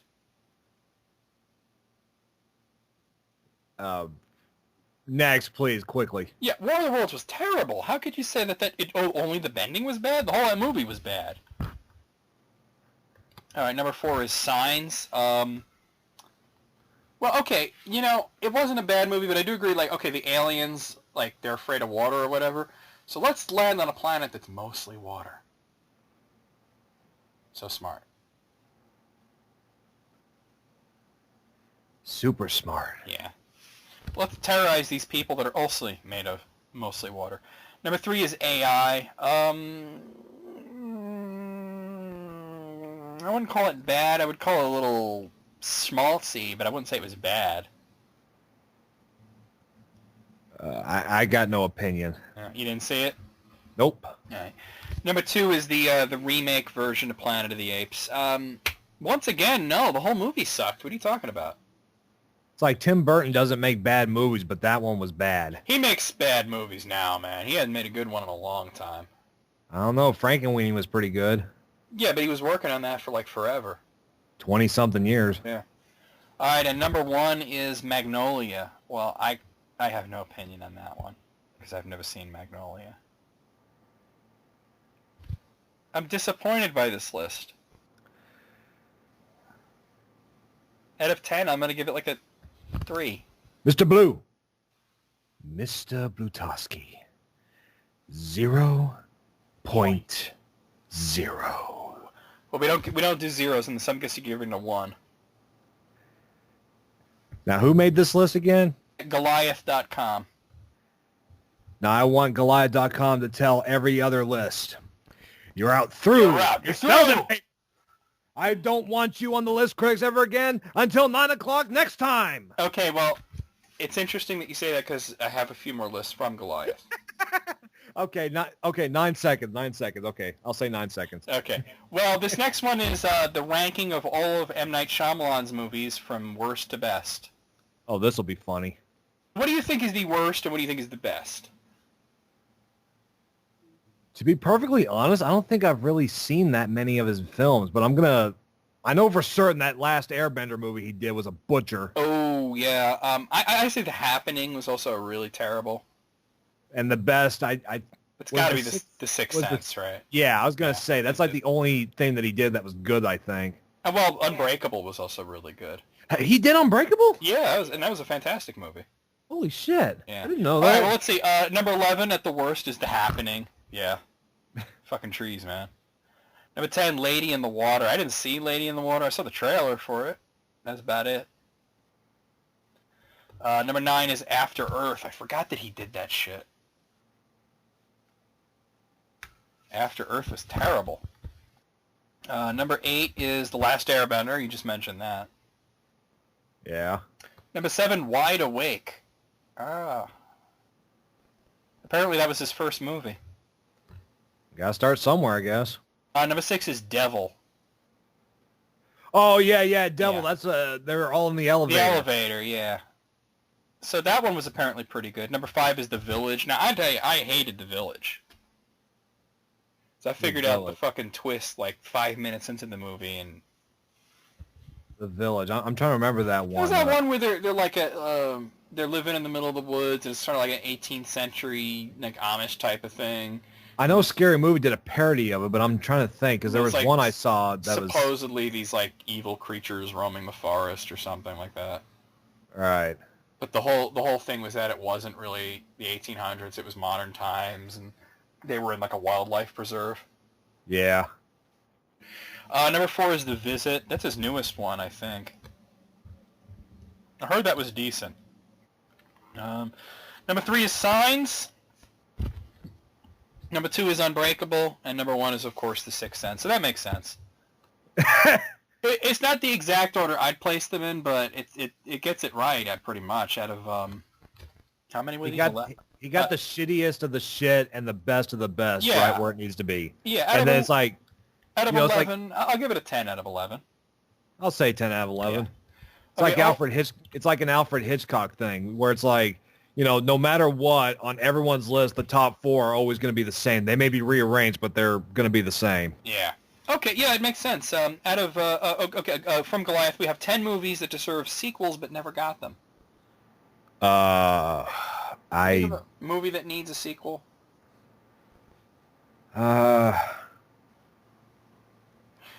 Part of me would say that District 9, because I'm like, part of me is like, I really want to know what happens next. But then it's like, that movie was so good that it doesn't need to be expanded on, Right. Any thoughts on a movie that should have a sequel but doesn't? Or a series that ended or whatever? Not really. All right, well, let's see what Goliath here says. At number 10 is Mr. and Mrs. Smith. Well, I didn't see this, and I didn't want to see the first one, so I don't imagine that I'd see a second one. I don't know. This is one of those movies where my stupid brother-in-law would watch it like almost every week, and it's like... And you're like, why are you watching this again? Exactly. It's like, dude, why? Number 9 is Rock and Rolla, another movie that I haven't seen. So, I don't know about that. Number 8 is Hancock. I don't know. Do you think Hancock deserves a sequel? I never saw it, so I don't know. It wasn't bad, but also, I don't know. It wasn't really a big hit either. I remember my dad gave me the beanie that he got with the movie, and the beanie wouldn't fit my head. Number 7 is Jumper. No, Jumper sucked. We do not need any more Hayden Christensen movies. He should have retired after Star Wars. Should have retired before Star Wars. Number 6 is Constantine. Well, we did get the TV show, but that didn't last very long. No, it didn't. Which is a shame because it wasn't bad. I mean, yeah, I liked Constantine. I didn't expect to like it, but I did enjoy it. I would like to see them make another attempt at a Constantine film. Maybe do a reboot or something. Oh, yeah. Number 5 is District 9. I just mentioned that. There you go. One of my favorite movies. Number 4 is Unbreakable. No, you can't do a sequel to Unbreakable. You can't do that. I don't think you could. The ending was too perfect. There's no... No, let's not do that. Number 3 is Dredd. There's a lot of people that want a sequel to Dredd. Apparently, it did very well in reviews. It just didn't make any money, so we're probably not going to get another one. I haven't seen it, but apparently it was really good. Right. Number 2 is Hellboy 2, The Golden Army. Yeah, where is Hellboy 3? Now that I can agree with. The first Hellboy was good. The second one, even better. Where the hell's the third one at? There's more comics of it. Oh, plenty. Apparently, just about everyone involved wants to do a third one. It's the studio that's like, no. Yeah. Especially with how big superhero movies are now. Shit. Like, they've got movies coming in to 2020, and it's like, yeah. Dude, just... Yeah. And that's just the ones we know about. Yeah, then, I mean, there's no telling how many more Avengers movie there's going to be. Oh, they'll milk that till there's nothing left. It's because everyone likes super movies. Yeah, I mean, Like supergroup movies. if they're good, I mean, and the Marvel movies have been pretty consistently good. I mean, probably the shittiest one that Marvel made was Age of Ultron, and that was still pretty fucking good. To be honest, I haven't seen that yet. I need to see it. Oh, well, I'll warn you, the first half of it is dead ass boring, but then it gets good later on. All right. Like, it has a really great conclusion. It's just the first part of it is like, what the fuck is going on, you know? Yeah. But, number one is Serenity. I couldn't give a shit. I never watched Firefly, never saw Serenity, don't care. I've heard of it, but I haven't seen it. It's Joss Whedon, so I'm kind of automatically like, a little leery of that, because I'm not a fan of his, really. Out of 10, I'll give it a 5 out of 10. I'll say 3, because most of them, it's like, Okay. See, I got a few more from Goliath, but I want to end it soon, so I want to pick out. Okay, well, let's do 2 more. I got 2 more lists I want to do. This one is also from Goliath. It's 12 movie reboots that failed to breathe life into a new franchise. If Nightmare on Elm Street isn't on there, I'm going to be pissed. You know, I liked it. It didn't make any money, though. I did like it, though. But it did fail to become a thing. Fantastic Four is probably the biggest example. You know, that Fan Four stick? Oh, yeah. Yeah, the movie we all tried to forget happened, but it did. All right, well, let's see. Number 12 is A Nightmare on Elm Street. You just mentioned that. Yeah, I mean, I thought it was good. I thought Jackie Earle Haley was good as Freddy, but... Yeah, Haley was good as Freddy. It was just one of those things where it was like, dude, these characters are just, like, fucking boring. Yeah, he was the interesting character. Everybody else was just kind of there. At least they brought him back. At least they brought him back to his roots, and they made him what he was originally supposed to be—a serial killing pedophile. And it was scary. They did a great job with the special effects. I don't think it was a bad movie like so many people say, but I also see why it wasn't a success, and they never did a sequel. So, number 11 is the 2011 version of Conan the Barbarian. I didn't see this. I'm almost done. Who played Conan in that? I completely forgot about it, in all honesty. Because I know they're talking about bringing Schwarzenegger back for another one, but he wasn't in this one. They want to do Conan the Destroyer with Schwarzenegger, but he's like old as fuck, man. He's in his 60s right now, and I mean, he's got other projects he's doing right now. There's no way. Yeah, I can't see them doing that, but yeah. Number 10 is The Karate Kid. I mean, I saw this. I didn't think it was bad, but there was nothing about karate in the movie. No, it was all like jujitsu. It was kung fu. It was kung fu. It took place in China. I mean, I kind of like the idea of Jackie Chan being in it and whatnot, but it wasn't. They were never going to make a sequel to this. Yeah, they didn't need to. It was like everything was right there. It was all. I mean, to be honest with you, they never should have made a sequel to the first Karate Kid anyway, because all the other ones sucked anyway. The second one was all right. The third one, I keep falling asleep to. You ever see the fourth one? No. Oh, it's so bad. I refuse to. It's so bad. Like, watching Hilary Swank try to do karate? Holy fucking shit. That's why I said no. I can't watch it. Number 9 is Friday the 13th, the 2009 version. I think it was pretty good, but it didn't make any money, and I guess they're going to reboot it again now. Actually, I liked it, but the reason it killed it was the ending. Because he could have gotten shot in that wood chipper, but instead they just impale him and then bury him at sea, and they're like, oh, and I'm like, okay, I know. Because they wanted to bring him back. Yeah. Yeah, but also I think they try to cram basically the first 3 movies into one movie, so it was very rushed. It went through things very quickly. Yeah.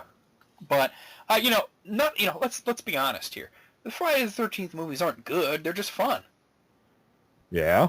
So I heard they're going to reboot it again, so we'll see what happens. You know the term campy? Yep. Friday the 13th is literally campy. Yep, it is. Number 8 is The Wolfman, the 2010 version. I went to see this in the movie theater. I was bored out of my tits. It was the most boring fucking horror movie I've ever seen. Terrible. Terrible movie. Number 7, Terminator Salvation. You know, I didn't think it was bad, but they were planning on doing like another 2 movies after that, and then that didn't work, so they had to reboot again with Genesis, and then that didn't work, so I guess they're rebooting again. I think what they were doing with it is, you know, Genesis, like I was saying, you know, it's good for me. It's good because I always asked the question growing up: if they know this is going to happen, and then they go back in time, for it? Yeah, it's like, why don't they just edit it? Well, now Skynet knows what to do now, because I guess he sent back one of his Terminators with the information that needed. Yeah. And, you know, relayed the information to the future. Now it's like a time loop thing now. To be honest, like I haven't seen Genesis. I liked all the movies that I saw, but really they probably should have ended it after the 3rd one. They should have, and just leave it at the time loop. Yeah. And then maybe like, you know, 20 years in the future, you know, make like one big finale of like, you know, after all the Terminators are sent back in time, and now it's like, okay, let's finish off Skynet now. Number 6 is Planet of the Apes, 2001 version. I mean, we just talked about this in the other list, and yeah, it was bad. And he, you know, Tim Burton tried to leave it open for a sequel, but even he said he'd rather jump out a window than do another one. So there you go. And he's the type of guy that would do it too. He would jump out a window, wouldn't he? Yeah. He'd have Johnny Depp to break his fall. Number 5 is the 1998 version of Godzilla. Oh my God. Well, technically they did have a franchise out of that. It became a cartoon thing and toy line. Well, all I can say is, you know, only watch Godzilla if Japan's making it. That's the best way to do it. The 2014 Godzilla was pretty fucking good. I didn't see it. Oh, it was good. It was really good. And they're actually doing sequels to that. As a matter of fact, in 2020, Godzilla vs. King Kong. Hey, yeah, they are remaking that. Yeah, because they just did Kong Skull Island, and and at the end of Kong Skull Island, they showed the cave etchings of like Rodan and Mothra and Godzilla and Kong all together. Hell yeah! Oh, and King Ghidorah was in there, so they're doing something. I mean, the Japanese ones are always going to be better. They just had Shin Godzilla, which was really good. Did you know that the American Godzilla, the 1998 one that we're just talking about, was in a Japanese Godzilla movie? Nope. He lasted all about 2 seconds. Number 4 is Superman Returns. You know, the thing about Superman Returns, like I said, I don't think it was bad. I do think it was too long. They could have edited it down, and it would have been a really good movie. But I gotta say, you know, the fact that it didn't work out kind of worked out for me, because then we got Man of Steel, which I fucking thought was amazing. So. Yeah. Number 3 is Terminator Genesis. Why not put Terminator on here twice? There you go. Number 2 is Fantastic Four, the 2015 version. And you know, it's funny, because I remember when this coming out, and everybody was saying, oh my God, this is going to be so bad, this is going to be so bad. And I'm saying, but could it really be worse than the other Fantastic Four movies? I mean, they already sucked.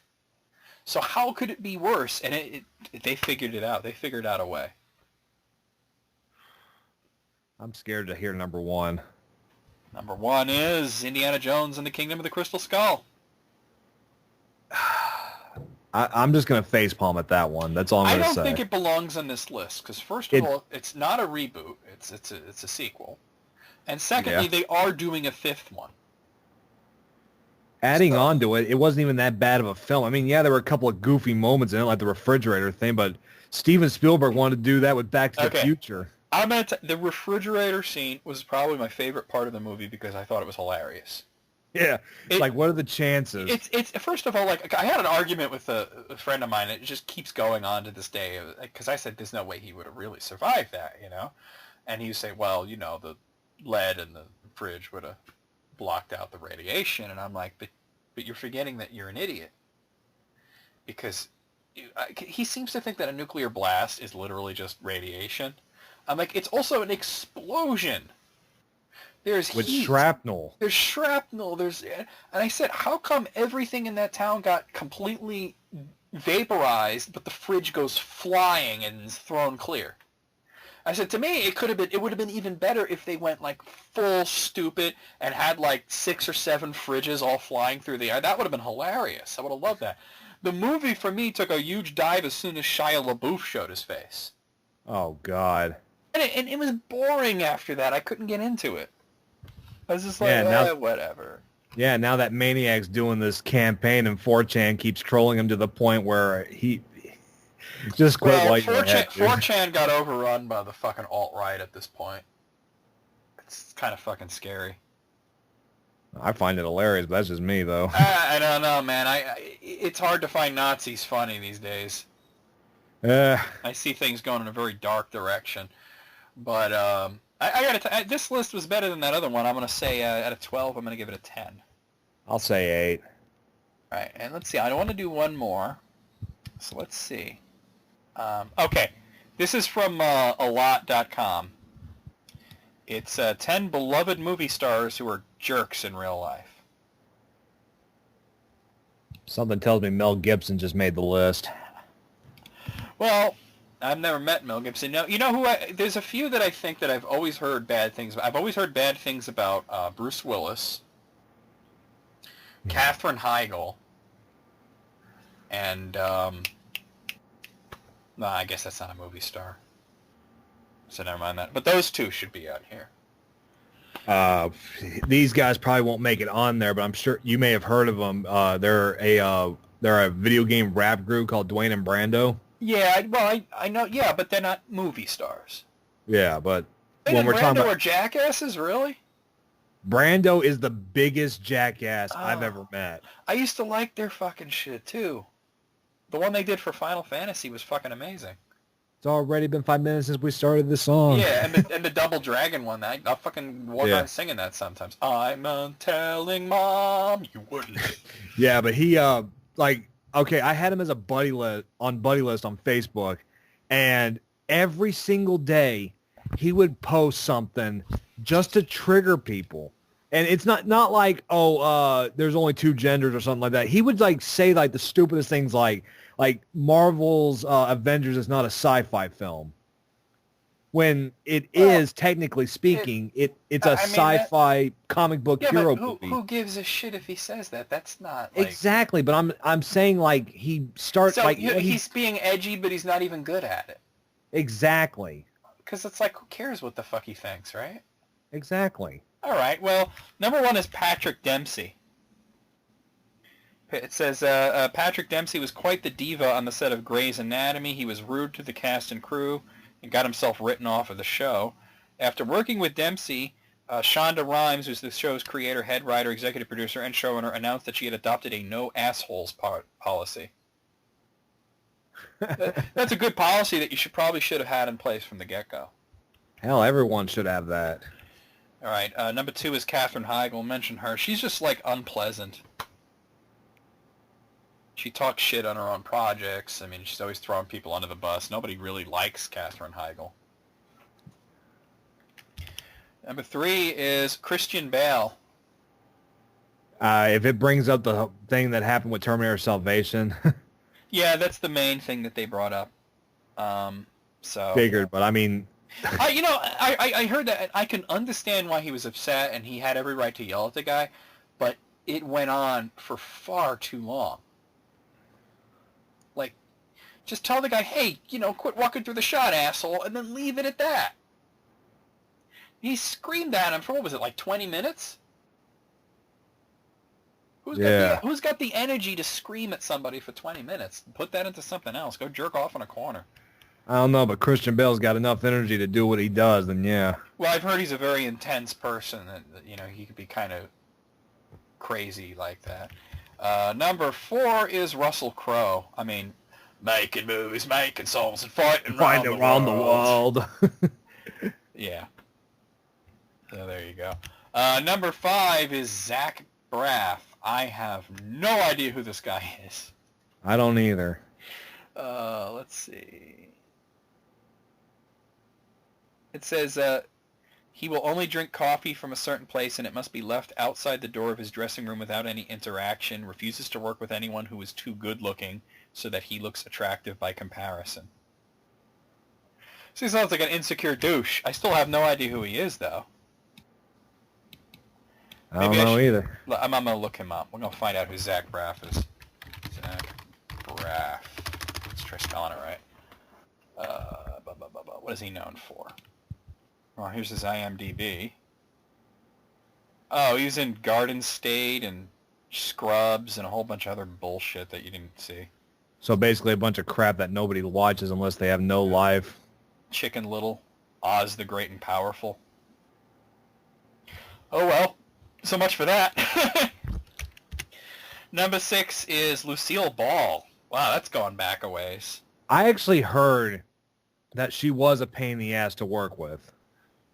It says she was notoriously rude to anyone who didn't share her celebrity status. Once on an airplane, she completely ignored a flight attendant and instead having her assistant say, "I'm sorry, Ms. Ball doesn't speak to the help." So she was like the Kardashian of her day. Well, she... Yeah. Except talented. Really talented. All right, number 7, Gwyneth Paltrow. Oh, I should have guessed that. She is an ass. This describes her as a rich white woman with an eating disorder that turned into a branding opportunity. Ouch. Yeah. She really is a shithead. I can't stand her. And it's a shame because I like her acting. But as a person, she is a shithead. Number 8 is Jesse James. Who is this? Sounds like a porn star. Sounds like an Old West guy, you know, like Josie Wales and all these people. I gotta look this up. Who is this guy? I'm gonna look up Jesse James and I'm gonna get like the fucking gunslinger. That's who I'm looking at right now is the gunslinger. Well, I found him on IMDb. Okay, that'll work. Google, you suck. Um, Biker Rebel. Okay, so he was on The Apprentice, and he seems to play himself in most of these things. Jesse James, the Dead Man, Jesse James Blacksmith, Outlaw Garage. This guy is barely a celebrity. He must be one of those guys who has like a show on A&E or History Channel. Yeah, I mean, because like I looked at, he's got 7 producer credits, and they all have they're all his own shows. And 4 acting credits. 1 was uncredited, a short, 1 episode of a TV show, and he was in Torque in an uncredited role. This guy is not a movie star. He's just some guy who is like good with bikes and got his own TV series because of it. Oh, okay, I see. He's famous because he was with Sandra Bullock. Shit, that'll fucking do it right there. And apparently he cheated on her, and then left her for the other woman, and then cheated on the other woman. Oh yeah, that's a scum thing bag to do, especially with Sandra Bullock. So he's a douchebag that is only famous because he was dating someone way more famous. I hate him already. Number 9 is Mike Myers. You know, I didn't think about that, but I have only heard that he is a unpleasant dude. I actually can't picture that in all honesty, but that's just me. Now, I heard that like once the cameras are not rolling, he turns into like just a jackass who just won't talk to people unless they're famous, you know, that kind of thing. Oh, you know who else is like that? Is that dude from the King of Queens? Kevin James. Yeah. Kevin James. So I've heard all these stories about like Kevin James and Adam Sandler will go out to eat at a restaurant, and Kevin James will treat all of them like shit, and he won't. You know, he'll just treat everybody like shit, and then, like, Adam Sandler's like, I'm so sorry. Adam, why the hell do you hang out with that prick? Yeah, who knows? I've heard stories about that, about not a movie star, but Michael Jordan is apparently like that, and apparently like he hangs out with Charles Barkley, who's actually a really nice guy, and Charles Barkley is always running after Michael Jordan, apologizing for his behavior. Jeez. Crazy, huh? Well, number 10 is Charlie Sheen. There's a shock. Well, who didn't see that coming, be honest? Winning! Tiger blood! I'm by winning! I mean, I think this guy just must have lost his mind at some point, and... Well, I'm going to be honest, one of my favorite interviews on Howard Stern was Brie Olson, and she did like a tell-all story about how... She didn't... I wouldn't say she slammed him because she wasn't trying to be mean, but she let it all out. She did, and I mean I feel bad for the girl. She's one of my favorite I porn was just stars, about too. to say that. I feel bad. Did she wind up? Did she catch HIV from him? No, she didn't. Oh, she's lucky then. She brought the test with her to Howard Stern to the Wow. interview. Yeah, And because the she seems paperwork. like a nice girl. It's weird to say that about a porn star, but she seems like a nice girl, and I wouldn't want her to get AIDS just because she's banging Charlie Sheen. I mean, She really is a nice girl, and I mean she's the type that's also attracted to the bad guy because she had that rough life. I mean she was in jail. Like most porn stars and strippers, she must have had daddy issues.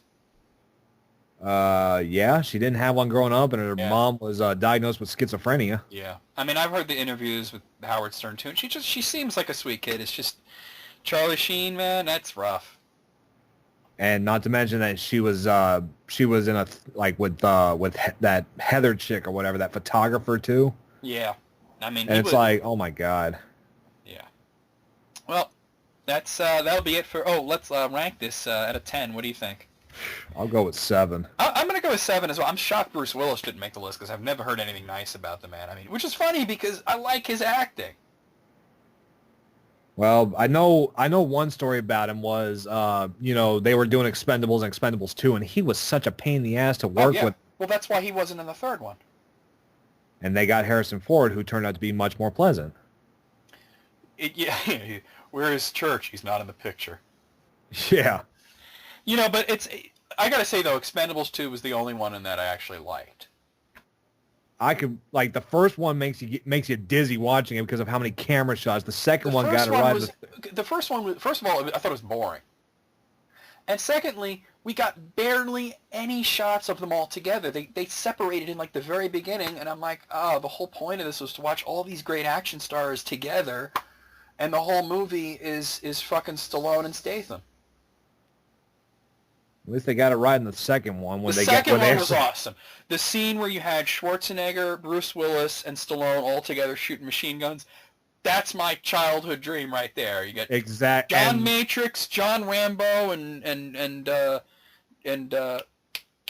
there's a third John, John McClane, all together. Yeah, the three Johns. That was epic. And then the third one was okay. I mean, I just liked watching Van Damme get his neck broken with a chain. What disappointed me was that they got rid of almost all the Expendables in the beginning. Like the first, they were bringing Wesley Snipes into it, which I thought, that's awesome. Wesley Snipes is awesome. And then like, oh, you're all fired. I'm going to get all these young guys. Jeez. And it's like, what? And some of them were cool, but it's at the same time, it's like, come on. We came here to see these specific people, and you keep fucking with us like the first movie. Yeah, but now they're working on there's a rumor going around. I don't know if it's true or not, but they're supposed to be doing something similar with horror films. What do you mean? With Robert Englund, Kane Hodder, and all the old horror legends, Sid Haig, and they're all supposed to be like this super group that hunts like zombies or something like that. That could be cool. If they don't blow, I mean, they already did it with Hatchet. It was a super movie with all the old horror. That's like the Monster Squad for adults. Yeah. You go see it. And Hatchet, I fucking love Hatchet. I can watch that all day long. All three, that and both sequels, I can watch them both all day long. Well, hope y'all enjoyed it. That was the fucking List Critics. Yeah. See you guys soon with we'll do List Critics 2. I just got to get Jesse on the horn, and that show's always like 4 hours long. Oh yeah. We get going for some reason. List Critics 2, we lose track of time. Yeah, something like that. All right, but see you guys. All right, take care. Be safe. See y'all later.